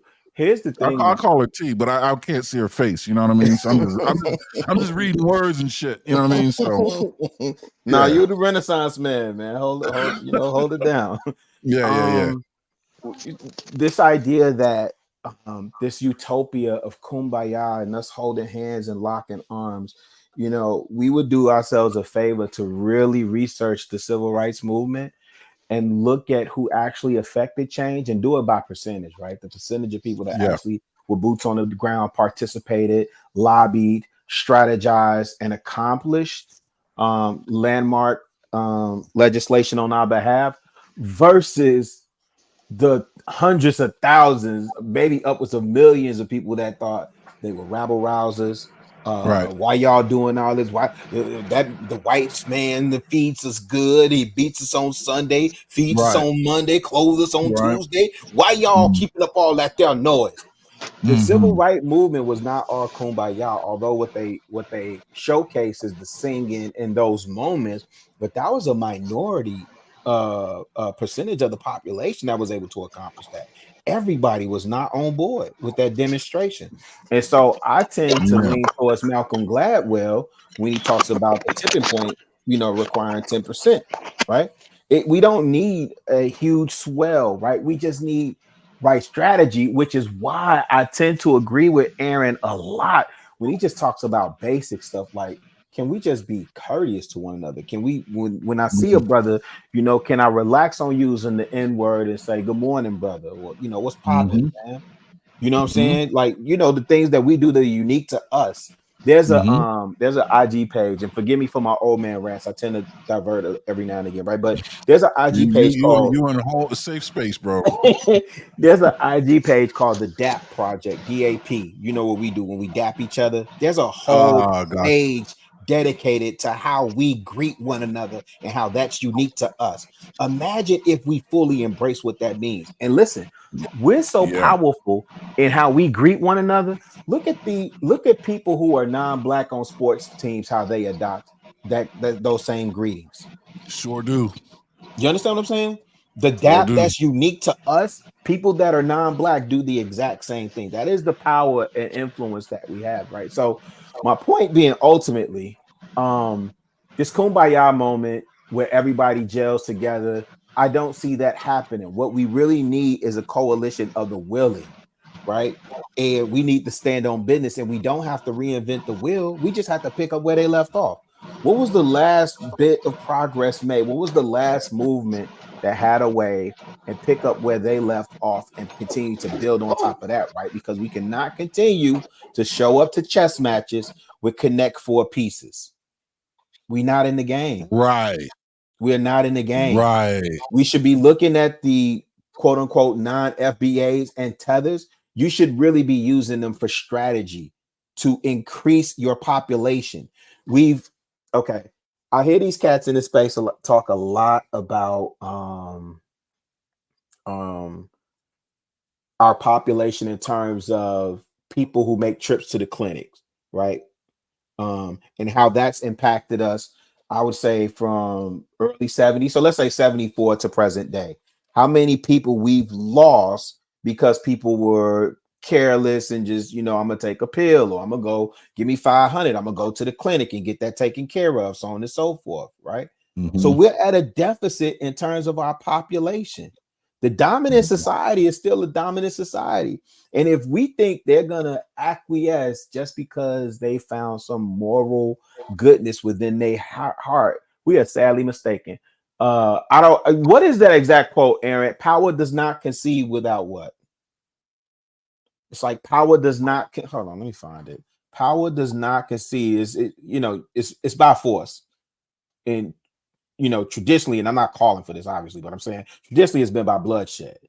But nobody is relinquishing power just because that's the moral, fair, and kind thing to do. Oh yeah, without demand. Yes, without demand. Yeah. Power does not concede without demand. Yeah. Right. You can't ask for it. There has to pretty much by force.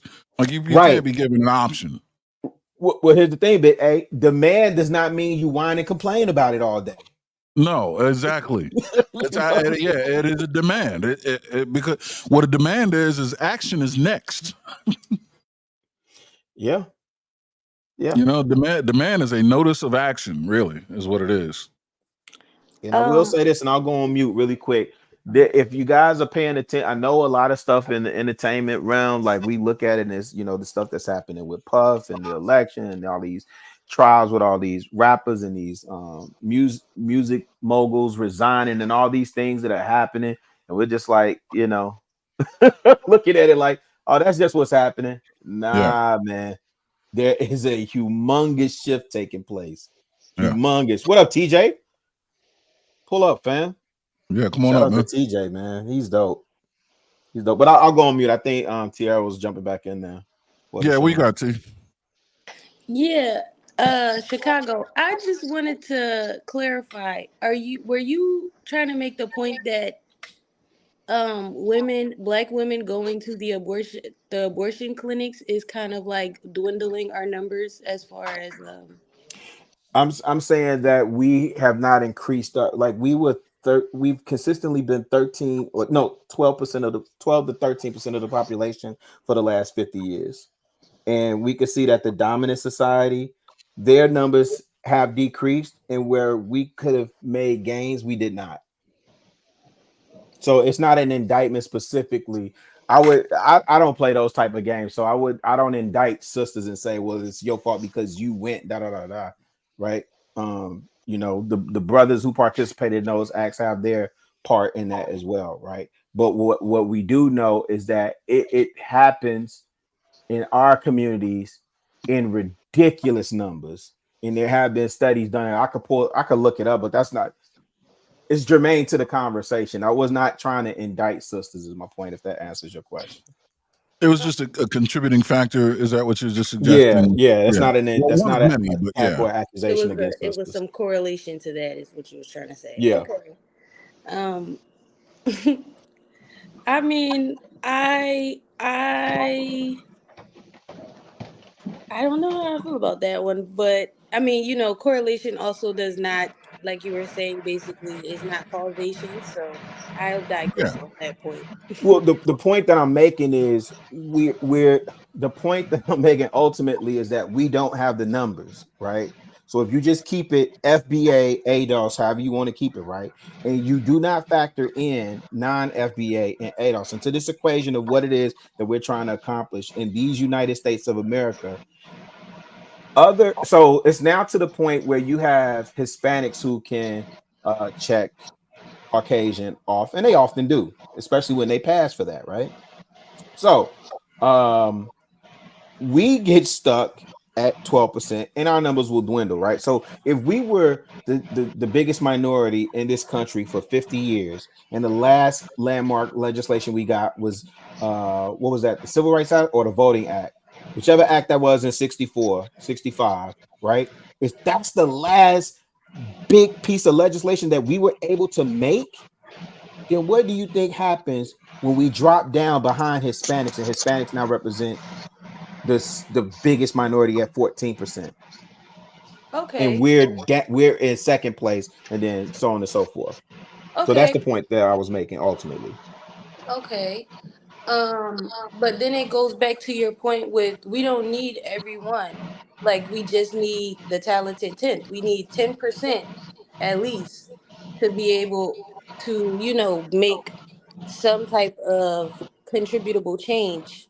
So at the end of the day, I mean, I hear that, but it's like if we trying to count everybody again, like you were saying in the beginning, this whole kumbaya thing is not, that's in a fantasy world. If we like speaking like real rap, we just need a few select people who have the same goal in mind and are on the same page of trying to get to it.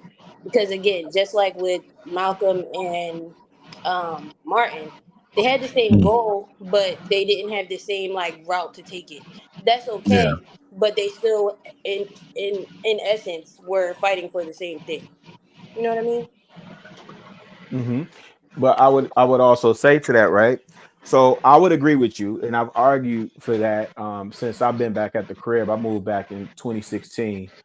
And what I noticed is that you know, Chinatown, whatever city you go to, is always, pretty powerful in the sense that they're insulated from gentrification for the most part. I know somebody was trying to tell me something was going on with LA. I haven't seen it. I tried to research it. I haven't seen anything.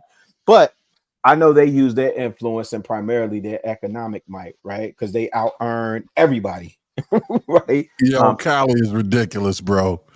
Oh, the Chinatown there? No, I'm talking Oh, about you Cali, said Cali, the and Asian, yeah, Cali period, with and the Asian population yeah, is yeah. Well, ridiculous. yeah, because you got the Pacific Islanders there too, right? Right. Yeah. So they increased again. You're talking numbers, right? So Right. let me be clear. When I say numbers in that regard, like the overall population, it's still a factor. It's not so much as we're all joining hands and waving kumbaya, so on and so forth. But people do tend to, especially people in decision making positions, do tend to take note of the population at large, right?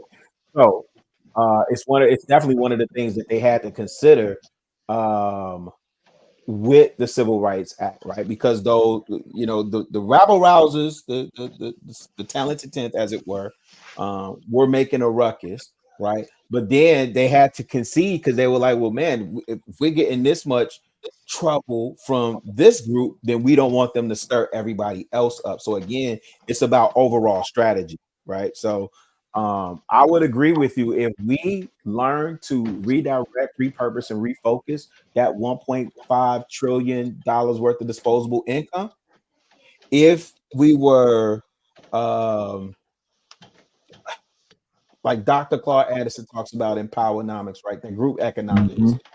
Mm-hmm. If we focus that uh, inward, it's no telling what we could create, and really not much else outside of us would matter, right? Like, especially like think about the money we think about this idea of luxury, right? When you think about like LVMH, you think about Givenchy, you think about Dior, so on and so forth, right?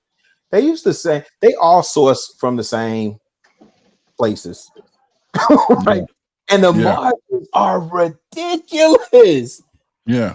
Ridiculous. Think about how gangster it is that you can't call if your sparkling wine doesn't specifically come from Champagne, is it Champagne or something like that? Yeah. France, Champagne. Yeah, you got it. yeah, France. You can't label it, man. That's Nope. gangster. Yep. Same thing You with know? cognac. Yeah. It's Oh, just yeah, brandy. yeah, yeah, yeah. So I'm saying, like, if we start thinking like that and moving like that, then Mm-hmm. there's no talent. But it's gonna be economically driven. You cannot consume your way to freedom. Yep. During the pandemic, we made Bernard Arnault the richest man. And well, he's no longer, he's like, he dropped down 15 spots now. But think about that. During the pandemic, the CEO, the head of LVMH, Louis Vuitton Moet Mm-hmm. Hennessy, was Mm-hmm. the richest man in the world. And that L'Oreal woman was up there with him. What's her name? The French woman, dark hair. Anyway, yeah. So I'm reading, where is it? Our Black Year. Our Black Year by Maggie Anderson. I didn't even know she was here. She's on the West Side. I didn't know this sister was here, but I heard about her story where her family spent an entire year trying to specifically just shop black, just all black, all black everything. Soap, underwear, you know what I'm saying, detergent, grocery store.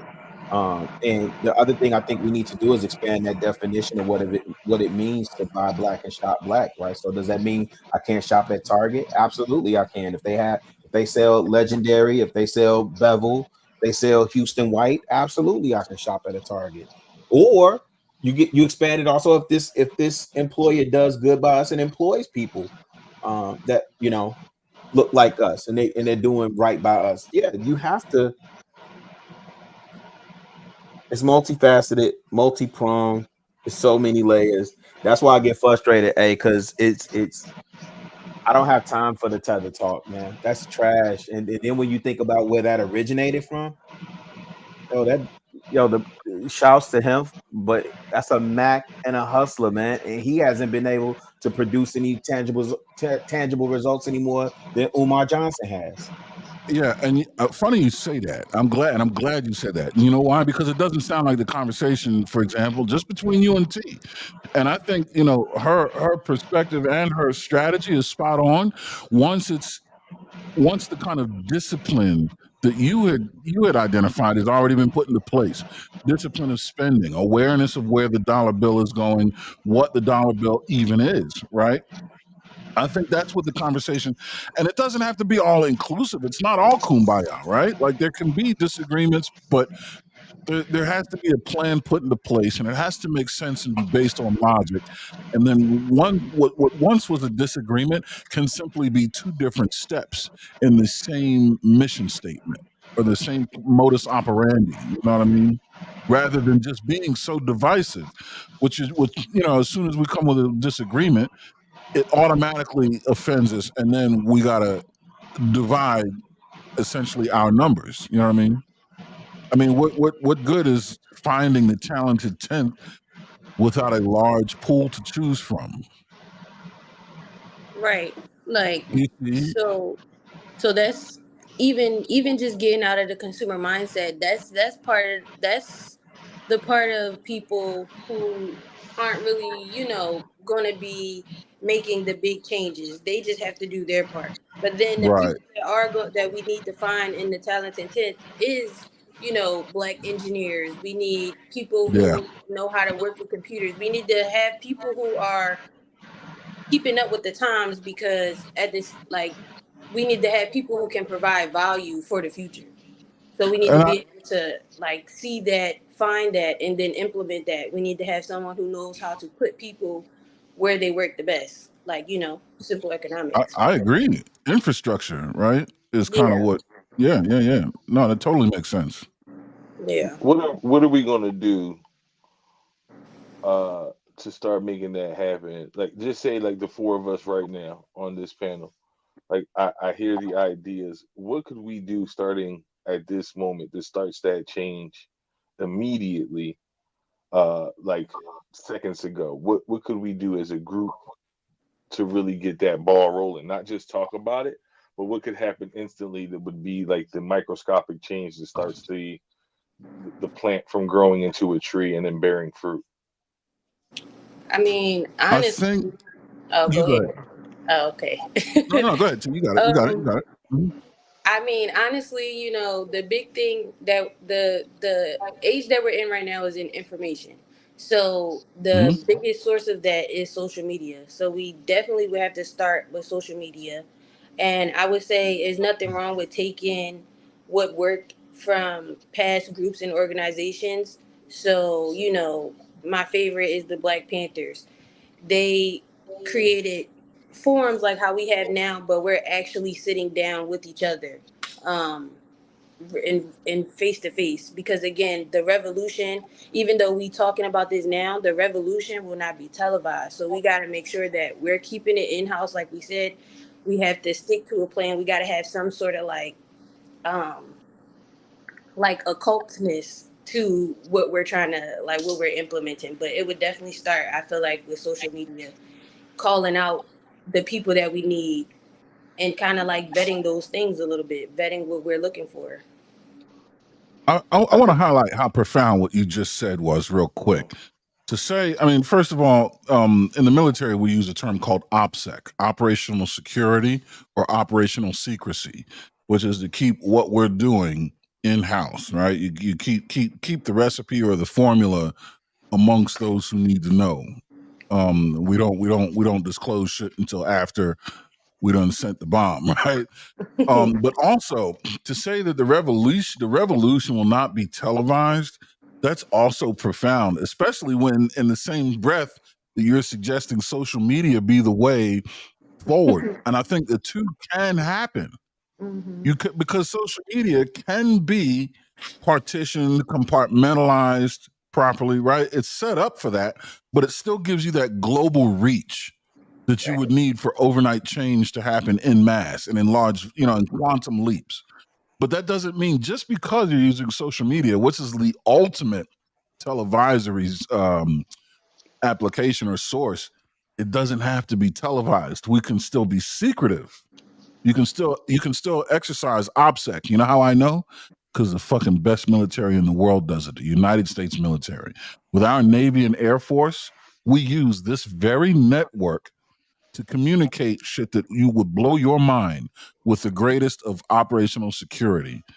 So what you just said, T, was so profound, and I do think that is the crux. That's at least the communication section. That is the S6 department of the way forward. You know what I mean? 100%. Yeah.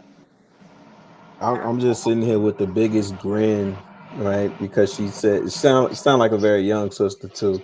But when she said the Black Panthers, yo, and I was the whole time I'm talking, that's exactly who I was thinking about building Your on heart top jumped out your chest too, of. huh? Yeah, I know, man. I told you Yeah, it's my family, bruh. yeah. People really don't know what the Black Panthers accomplished. And we have the honorable Chairman Fred Hampton here. Yeah, Think about what he accomplished by the time he was 21. But Reverend. yeah. brother, chill out.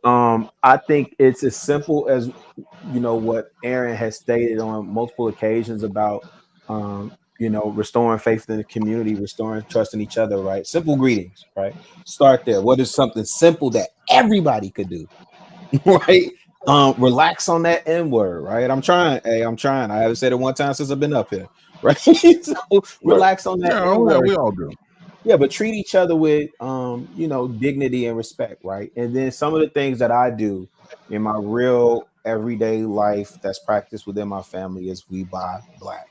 I went Yeah. to a symposium one time and I asked the brother, same question you kind of asked, like, what can we do? Well, I think I asked him, what can we do? What would be his solution, right? And he said he lives by the 5 B's. Buy black, build black, bank black, barter black, and bequeath black. Right? Ooh, okay now. Yeah. And that's why I said I had to expand my expand my thought process with what buy black looks like and what that means. So I think ultimately it's going to boil down to one of the huge bedrocks is going to be economics, group economics. I mean, you got to remember also during that civil rights movement, somebody had to fund what they were doing, right?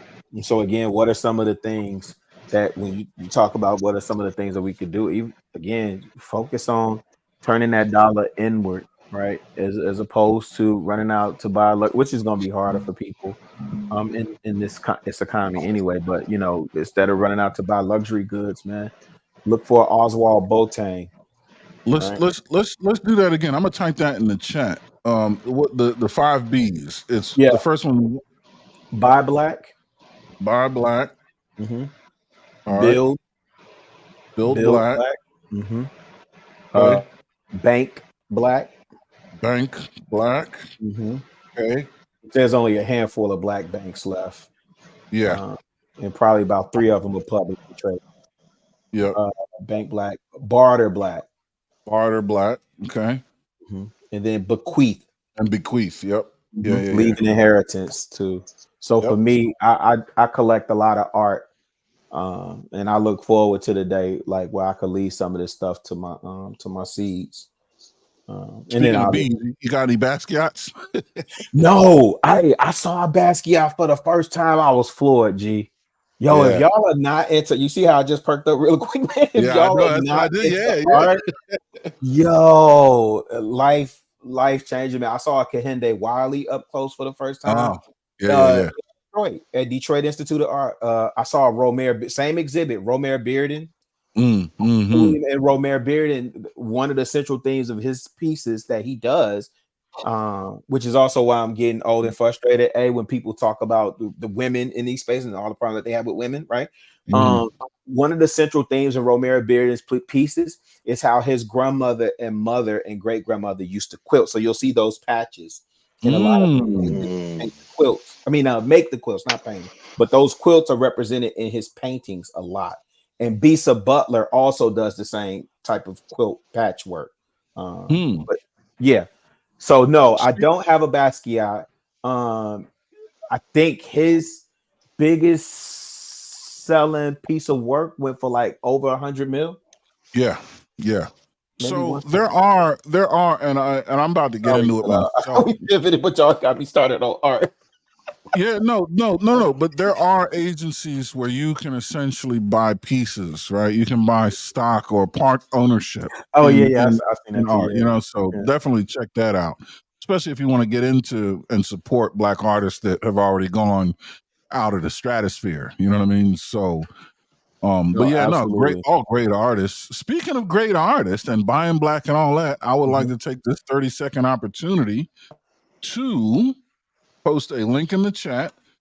Hit up a fellow war reporter, Mr. Chill Out, for Hood Things. This is one of his pieces. What's that mean? Honorably obedient, overcoming dominantly throughout hardship, importantly noticing God's strength. Hood things. There you go. So That's he dope. has his own line. Rilla's in the fashion. You and Rilla need to link up. Rilla is so deeply entrenched in the art, He's- fashion, music. Like I look to him for like you want to talk about ear to the streets and like thumb on the pulse and like oh, from see there's more. Yeah, I got pieces all over my house that he's Oh done. man, that's dope. Man, don't make Yeah, me turn my camera on. I Oh, told you. that's Yeah, dope. that's one of my favorite pieces right there. Yeah, sick, right? Now, who is that? That's you? That's yeah. him. Yeah. Hold on, let me go get some of the ones I got that he gave me. Here's a the love one I made with the lock and key. Oh man. Like, look at that texture of the heart, though, man. Yeah. Yeah, Yeah, those are that's really good. dope. Let me Yeah, let me that's let me dope, buy man. some. I'm sorry. I said those are really good. Let me buy Thank you. one. We You can gotta sit show down me and your talk. catalog. I definitely will. It started off a crazy Oh story. yeah, that's I nice. never went to school for it. Was in a car accident, and then just came to be that I paint all of a sudden. That's The Um, dope. wedding gift. yeah, that was a Wedding wedding gift you gift. gave him. This is you gave me this because of the one because of the Buddha head, right? Is this the one Yes. that Yeah. Yeah. yeah. Oh, and he signed it. Yeah. Yo, Big A, you should No, the dude's watch. a hell of an artist. You should watch Herb and Dorothy. Oh, that's a Okay. rose. Is that like rose that grew from the concrete? Yeah. Yeah. Shout out to D Rose who just retired too. That's dope. Mm-hmm. Herb and Dorothy is a documentary about a Jewish couple out of New York. They're deceased now, but he was a postal worker. She was a librarian, and they amassed a multi-million-dollar art collection just buying what they like. And they just got I've in been in early. that. Were they in Greenwich Village? Maybe I just caught the documentary, man. That's they inspired me so much. That's kind of how that's part of my strategy and how I acquire art. You know what I I mean? might have met them a long time ago. Yep, A Herb friend of and mine. Dorothy Vogel. Yeah, I did meet them a long time Are ago. you I, serious? I, I went. I went in their house. It had to have been. So a friend of mine, he's a Jewish cat from New Jersey. Oh, that's We were crazy. in New York one day, and he knew these. Don't ask me how he knew them, but because he was into art, like he was a traveling On the artist. scene. Yeah. And oh man, and I just went in their house, and I mean, it was just stuff everywhere, right? It was just crib. Oh yeah, then you got. Let me see if I can find it. You got to watch this because that's exactly what it is. It was an It was innate stuff everywhere. They had meager this income, brownstone. Yeah, yes. and they donated. I think they donated the entire collection back to like a New York library or something. I don't know if it was New York or When Smithsonian, when did something they like that. when did they pass? Do you remember how long ago? That part I don't remember. Because this event I'm talking about was like 2012, 2013, and they were older. No, yeah, they I don't was. even, Yeah, even in you know, they look like they've been old for a long time. Even in the yeah, yeah. documentary. That's wild, man. Damn. And I just Yeah. remember we were just in New York, and I think we're just walking around. We just left like, Katz's or something. He's like, "Come on, I want to introduce you to some friends, man. They got some really, dope art, craziness all over the place." And we just walked in. They're like, "Oh, hey, Adam, who's your friend?" We hung out, for like an hour or so, and then walked out, went somewhere else. We're just walking around. Wow, that's nuts. Small Hey world. y'all, I'm head out, but it was nice talking Oh, to y'all. I'm gonna yeah, definitely, T, thank you. tap back in. Thank you Definitely so productive much for bill, coming. T. Absolutely. Subscribe. You're more than Absolutely. welcome on the panel anytime. It was great talking to you. And you brought a lot of value to the conversation. I Yeah. really appreciate it. So, Thank you. Black Power, young T, Black yeah. Power. Yes, sir. Black T, power, my T, brother. Can you All saying right. you and Aaron are we just got to exchange some information, and Aaron can be the middleman for that, and then I can send you some stuff that you would like to look at. Okay, yeah, no problem. Yeah. That's All right. good. Yeah. I'll put you guys together for sure. All Thank right. you. Thank you. Bye, Have a All y'all. right. great Take evening. care, baby girl. All right. Awesome, man. My wife said, Mr. Exclusivity strikes again. Yo, so Rilla, I have Them this be the dopest reputation. pieces, man. Yeah. Huh? Thank you. Them Yeah. exclusive pieces be the dopest ones, man. You know, when Thank chill Yeah. you. out blows, then it's like, yo, yeah, I got this in the early whoopty Oh, whoop. listen. I got it early, B. Listen. Listen. I mean, You know what I I'm mean? working I on one. caught it before he blew up. Look, to be Yeah. honest with you, I'm working on one now that's just about my background right now, Oh, that's dope. Oh man. and Look at that's that. Look at that. Look at that. Is that a Oh yeah, hummingbird? I remember that. Yeah, he's been working on that for a minute. yeah, Yeah. like a couple of Yeah, I years remember now. I Oh, that. just you felt one like, of them ones like you get yeah, inspired, you mess with it for then you figure out something else. Yeah, yeah, yeah. Like I'll have the structure there, and then when yeah. I feel the hand and the eye is ready, I'll jump back in. When I feel I'm done, I'll walk away. I'll do some research of how I want. The bird is the next thing. The hummingbird. I think I'm going to go multicolored hummingbird, and then I'll just figure out how I'll blend it. But yeah, yeah, I love the dope pieces. I think I do get inspired, and I try to stay true to the art when I feel that it's speaking back to me. But yeah, and this was pretty Man, big. This is like, I don't I'm know, gonna tell three you, feet. I appreciate you guys.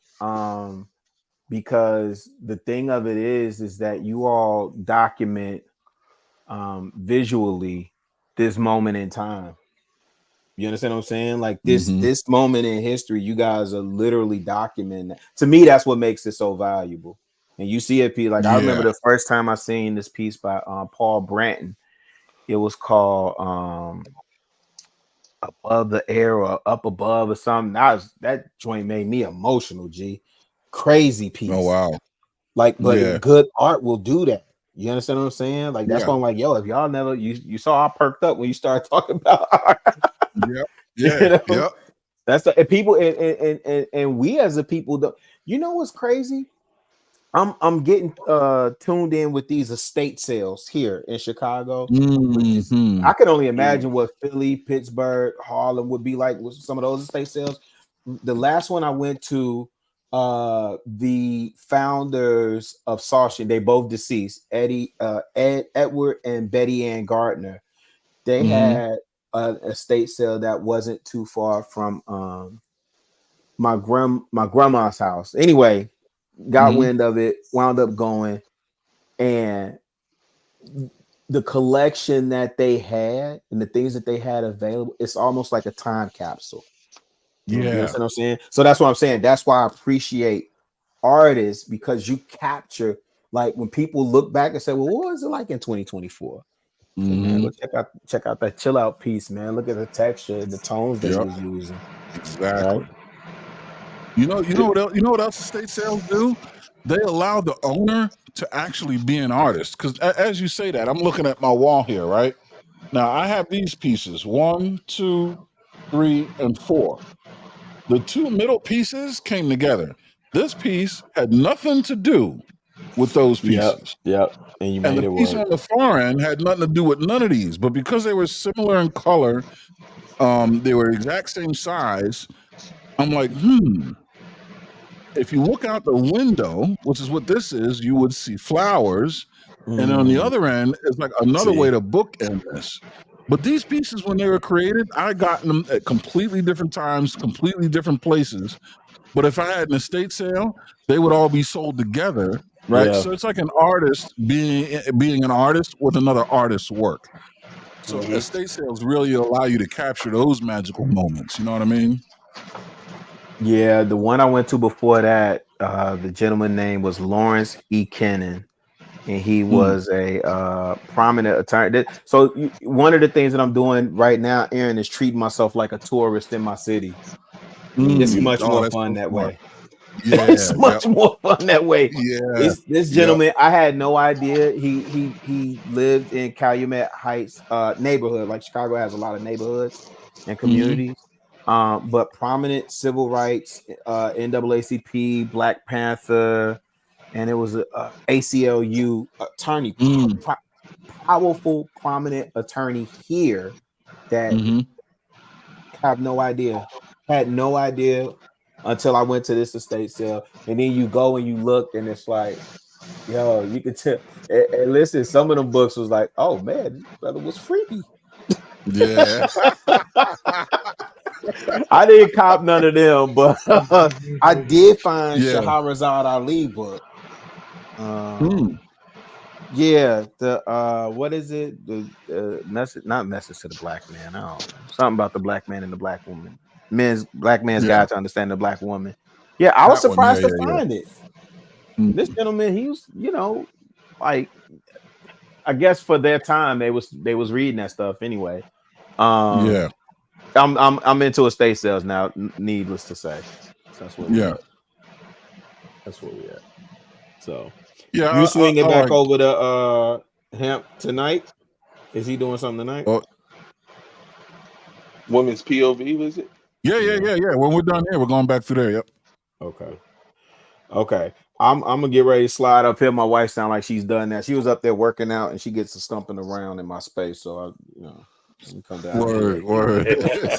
Let me come down here while she get it tight, get it right. Right. I need to Yeah. get in on that action myself. But listen, I brother. could dig it. Aaron, man, listen, man. Please keep holding to the standard, doing what you do. I was at work the other day while y'all was cooking. That's why I was asking that question. I was asking you, what meal would you suggest for a young blood, That's right. right? I A remember that. young Yeah. man Yeah. in training. What should be the first thing that they learn how to cook? So Mm-hmm. please keep reminding us of just how dope it is to just be a man, and more importantly, like a Renaissance man. I don't think we have any more Yeah. Renaissance men, brother. I think Yeah. I think our generation is the last. The generation of the guys up here now. Yeah. yeah. Like 1900 what? So babies. that's scary to me though. So what happens after that? You know what I mean? I don't know. Like It brothers scared don't me know too. how That's why. to, like they drink, they ground and pound. They don't know how to take a sip of something and spread it across your palate and taste for notes of cedar or whatever, maple or something, right? You're supposed to I mean, I savor it. take a day drinker's pace. Yeah, man. Yep. You know, Look, they smoke the cigar to look cool. You don't know how to go to and see, like when I go to these art shows, I look completely like a b-boy. You know what I'm saying? I'm in shell toes, you know what I'm saying? Not the full tracksuit, but you listen, if I got a Kango Sometimes, on, it is what it is, you dig? Right? sometimes, Trey.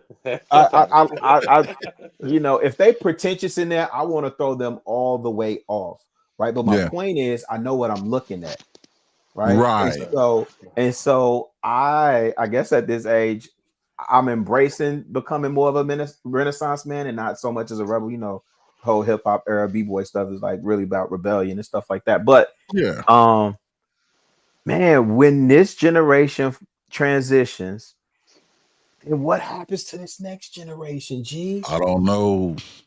Ay, ay, ay. That's why I'm trying to leave as much of it as I can. Leave it Yep. on the children, the people I come in contact. I got to leave it out here in the internet, man. I don't Look, know. Gee, that's You're doing a good job, brother. So please don't get discouraged. Keep at it, man. The views will come at some point, but yeah. the problem is, and I think YouTube opening up, sharing that ad revenue was the worst thing that could happen. Mm, You know what I'm saying? yeah. Because now everybody rushes like it's a gold mine, and nobody really focused on how to build community. And it You know what I dilutes the mean? quality that way, doesn't it? Yeah, yep. yeah, Yeah.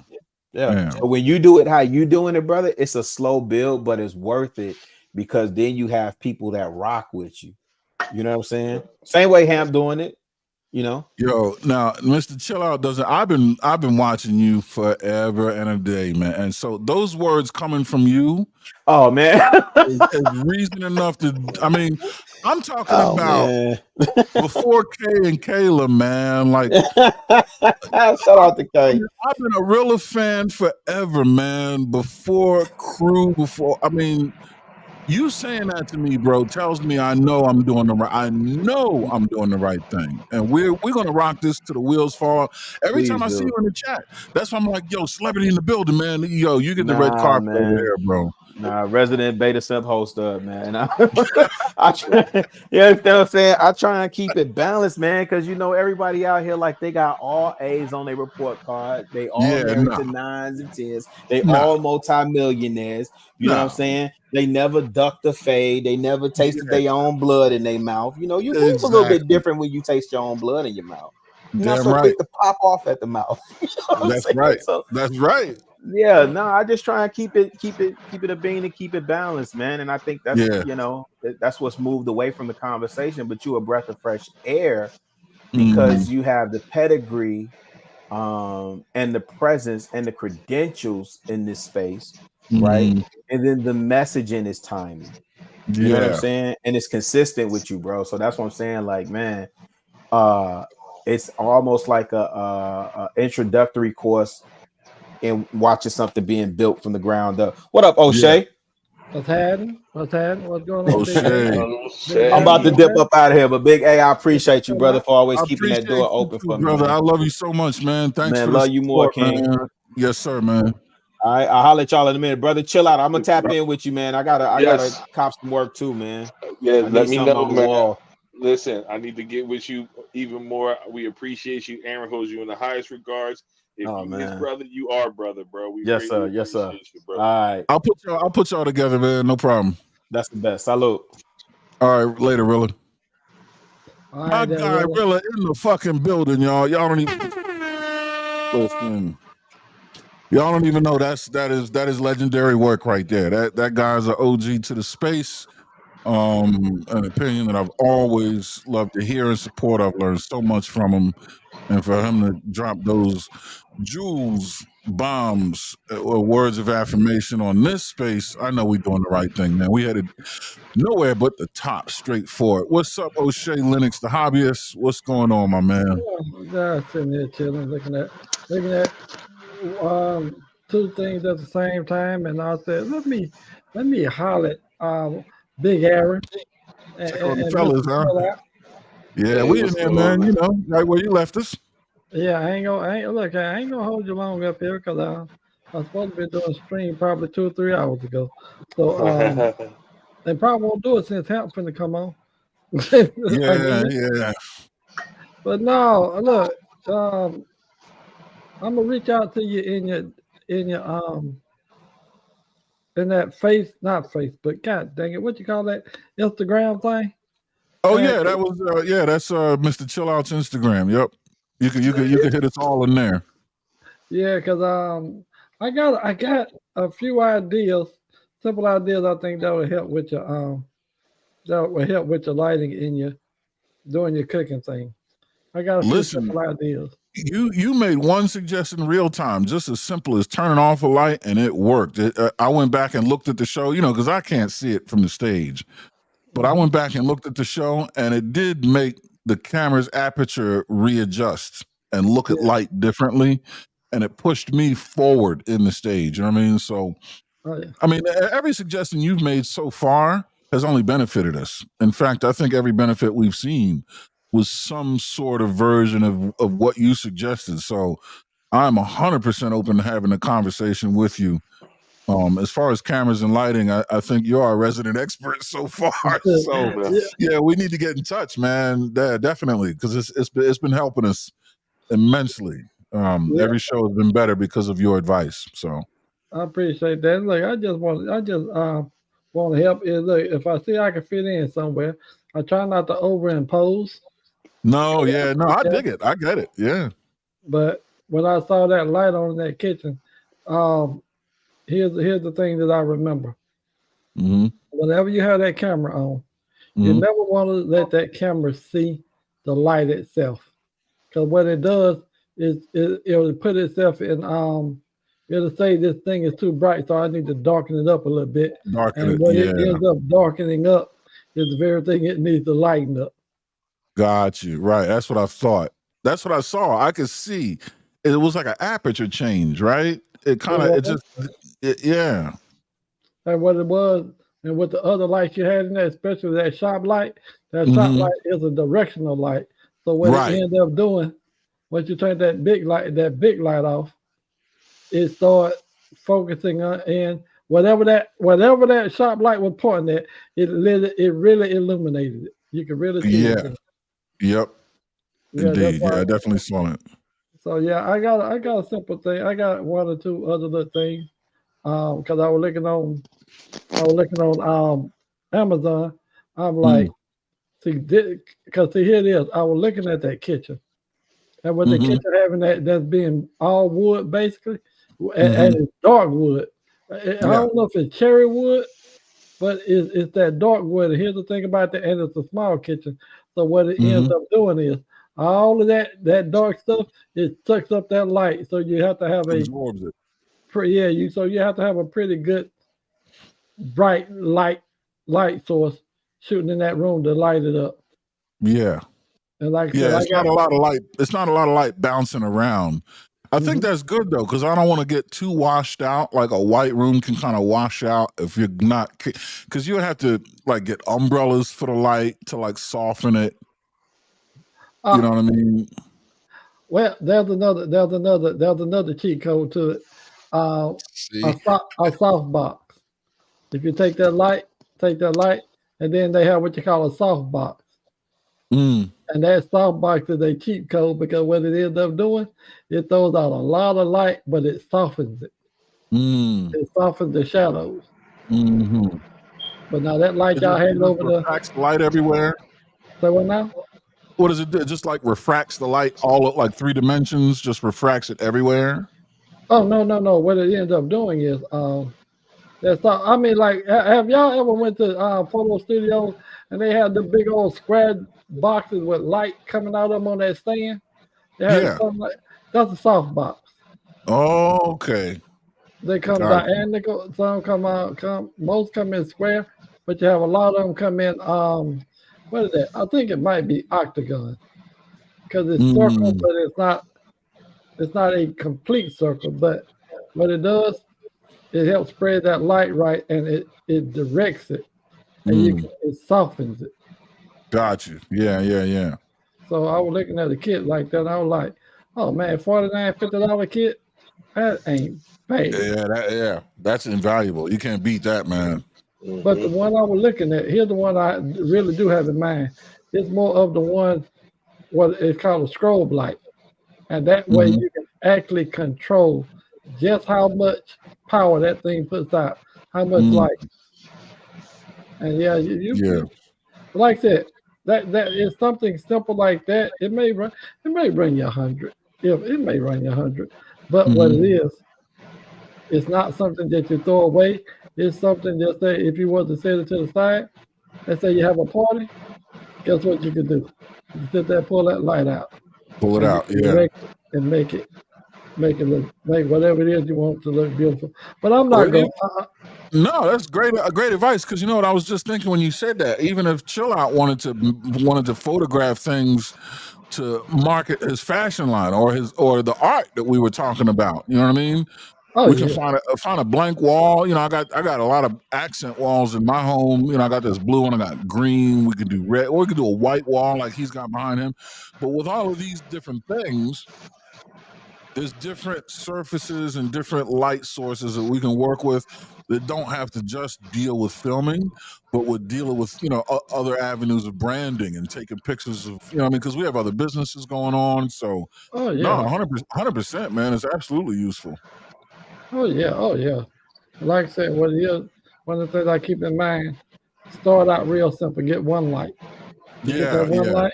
You learn to work with you it. learn. Yep, Where to put that camera at, and where to right, put the light. And then after a while, when you see something, I got too much shadow over there. I can't. I want to brighten it and make it even light. Then guess right, what? You might either get you another light or get your reflector right. and put those things Yeah, and make it. Like I said, simple stuff. It's simple stuff. But one more thing I've learned too, and I'm gonna be done with it.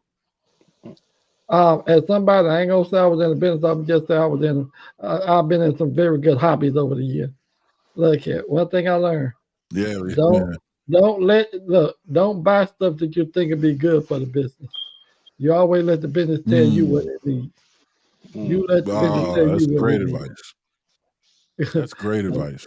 One thing I've learned, you can look and you can see, oh, I think that'll be good for the business. And the very thing that you buy, you don't spend a lot of money on, that'll be the very thing you don't even use. On nothing. So Thank you that's for one of That's the that. things. great advice. You let the business tell you if you find out something is not going right, then hey, find out what it needs, and that's what you buy to take care of that problem. That's right. But Yeah, look, no, Aaron, like you always say, you learn a little, you do a little. You learn a little more, A you little do a more. little more. and before you know it, you'll look back on it, you'll be like, man, Right. look how far I have come with this. Yeah, yeah. No, we build it. We build it slow. We build one thing, and I love having you and Rilla. You know what I mean? He was saying the same thing about just doing it the right way. Something that my dad, Mister Chill Out, knows. My dad's just got these phrases, and that's why I talk in parables. One thing he always says: measure twice and cut once, son. Do it right the first time. That way, you never have to do it again. Take your time. Just measure twice and cut once. And you know what? That's how I live life. And if it ain't broke, I ain't never had to fix it. That's another one of his. You know what I mean? So yeah, listening Uh-huh. to you, man, like this kind of advice, that's my kind of advice, man. I love it. Yeah. One of the conversations that I like have, I listen to a lot of conversations. Some of 'em just entertainment, but the Yeah, conversation that I find to be most helpful is the one that you get to talk about what we're doing. This is yeah, what the we're doing. build. I'm all about the build, man. This is what we're doing. Cause That's that's right. gonna last. And That's right. that'll last the test of time. But with all that Right. being said, I'm gonna jump up off this thing and I got a stream because because if I start looking at DJ Hamp, I'll be up That'd, 4 o'clock in the that'd be morning. yeah. I'll be up Well, I'll 4 tell o'clock you in the what, morning. man. I'm probably gonna end it here. Come check you out. There's nothing going on. So you want to give us a final thought before we head out the door? I think we can cut it a little early, show you some support. I'll tell you what, here's what I say on my channel. Here's look, other than get a hobby. Look, don't bury your talent. Don't bury your talent. Matthew chapter 25, verse 14 through 30.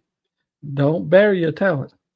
And if anybody was to ever go and read those scriptures or know what they mean, they understand exactly talking about the the um the good master of the house giving his servants talent. Mm. And had that one that Mm-hmm. buried his talent, it wasn't a good thing. So don't bury your talent. Now look here, let me go run Don't over bury here. your talent.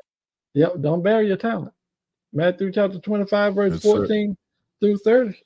Let That's me it. get on this and see y'all. Well, When it's we all right, Big Aaron. Y'all have a good night. Y'all know my too. channel at? Send the link. Tell you what, O'Shea Lennox, the hobbyist. That's Okay. exactly what, I'll tell you what, type in O'Shea Lennox. I got 2 or 3 of them, but type in O'Shea Lennox. that's all You'll you see need. one. That's it. I'm telling you, it's there. With that being said, let me get off here. O'Shea I'll see Lennox, y'all. I appreciate you, brother, man. Take care. Oh yeah. Oh yeah. All right, y'all take it easy. Take it easy. All right, brother. Appreciate you. Well, Mr. Chill Out, another successful Tuesday VIP lounge in the books. This one was a good one, man. They always feel good. This Tuesday, this is a rejuvenating piece for me. I don't know about you, man, but personally, I feel this is a love build on these Tuesdays, man. Like there's a reset. I think we get a lot of love on Tuesday. I think the VIP lounge conversation where we are bringing in the continuous of conversations, maybe some things that people had to get off the chest, maybe in that platform they couldn't express it or had to reiterate what was happening. I greatly appreciate the Tuesdays. I love the Tuesdays. I think they're great. Before I forget, it just jogged into my mind. Shout out PJ Austin. His Kind Ain't Weak shirts are on the way. Showed mad love. We got that on the way. Oh, wow. Yeah, PJ, man. salute to Appreciate you, brother. yes, Damn right. sir. All right. Yes. He bought a black and white shirt. He's like, send them over. Send him That's the love tracking right number there. today. Yeah, mad love. Want to appreciate him. Let him know this is where you saw it on the channel. Got to show you love on the channel. Much love and appreciate it. Love Tuesdays. And I guess since we're signing off and going into the topic of conversation, every step starts now. So why not start together? So we must be honorably obedient, overcoming dominantly, and throughout hardship, importantly noticing God's strength. Good things. It's Mr. Chill Out Good at the War things. Report. Word. Man, what a beautiful show. What a beautiful build. I appreciate everyone, starting with my wife, trickling down through the fam, the fellas here at the War Report, all of our supporters, friends and family out here in the ether, the chat, fellow panelists, the OG Chicago Rilla, our newest panelist, TT. Love you, baby girl. You're more than welcome back on the panel anytime. As you always know, our home is your home. Can't wait till you come back up to the city to come check us out. Charles, put the link. Head over to check out O'Shea Lennox, the hobbyist, for a bit. Hang out there if you wish with him all night. Much appreciated. If not, we're going to go see what's cracking at This Might Be Risky as well. I myself, I'm going to bounce back and forth between the two. I'm probably going to put two tabs up and just toggle them back and forth and enjoy the rest of my evening. I have some bourbon to finish up. My lovely wife bought me over the weekend. But yeah, man, this was a great ride, a great build, and we will continue. Look for some new content coming up very, very soon. I'm editing it as we speak. You're going to love it. The War Report Spotlight is going to make its debut. I'll explain it later. Also, I hope this Saturday we'll be back in the kitchen for food for thought. I think I want to keep it basic. I want to go back to the incredible edible egg. I'm thinking the hard-boiled egg, the soft-boiled egg, the medium-boiled egg, and the omelet. To answer Chicago Rilla's question, what should a man beginning his journey learn how to cook? Chefs, it all comes down to the egg. What can you do with that? So I think that's what I'm going to do. I'm going to show you guys how to properly treat and cook an egg. But we'll see. We'll have a meeting about that. And pasta. What's that? As a beginner, pasta, noodles. Don't overcook them. Well, it looks like you know what you're doing. I guess you're doing pasta. So I will be doing the egg. He'll be doing the pasta. Maybe we should do a carbonara. We should do a carbonara. That's it. A turkey bacon carbonara. The egg yolk, the pasta, perfect. That's what we got. The turkey, the pepper, the cheese. Some capers. Yes. That's it. You heard it here first, folks. This weekend in the kitchen, food for thought, we will be doing a pasta carbonara, soft, medium, and hard-boiled egg, and a traditional classic omelet. Sounds good. I like it. Well, in that case, we are going to be on our way. We love you and appreciate you all. And as we always say when we close, if you don't go when you want to go, when you do go, you'll find you've already gone. Take care of yourselves. Time for us to go.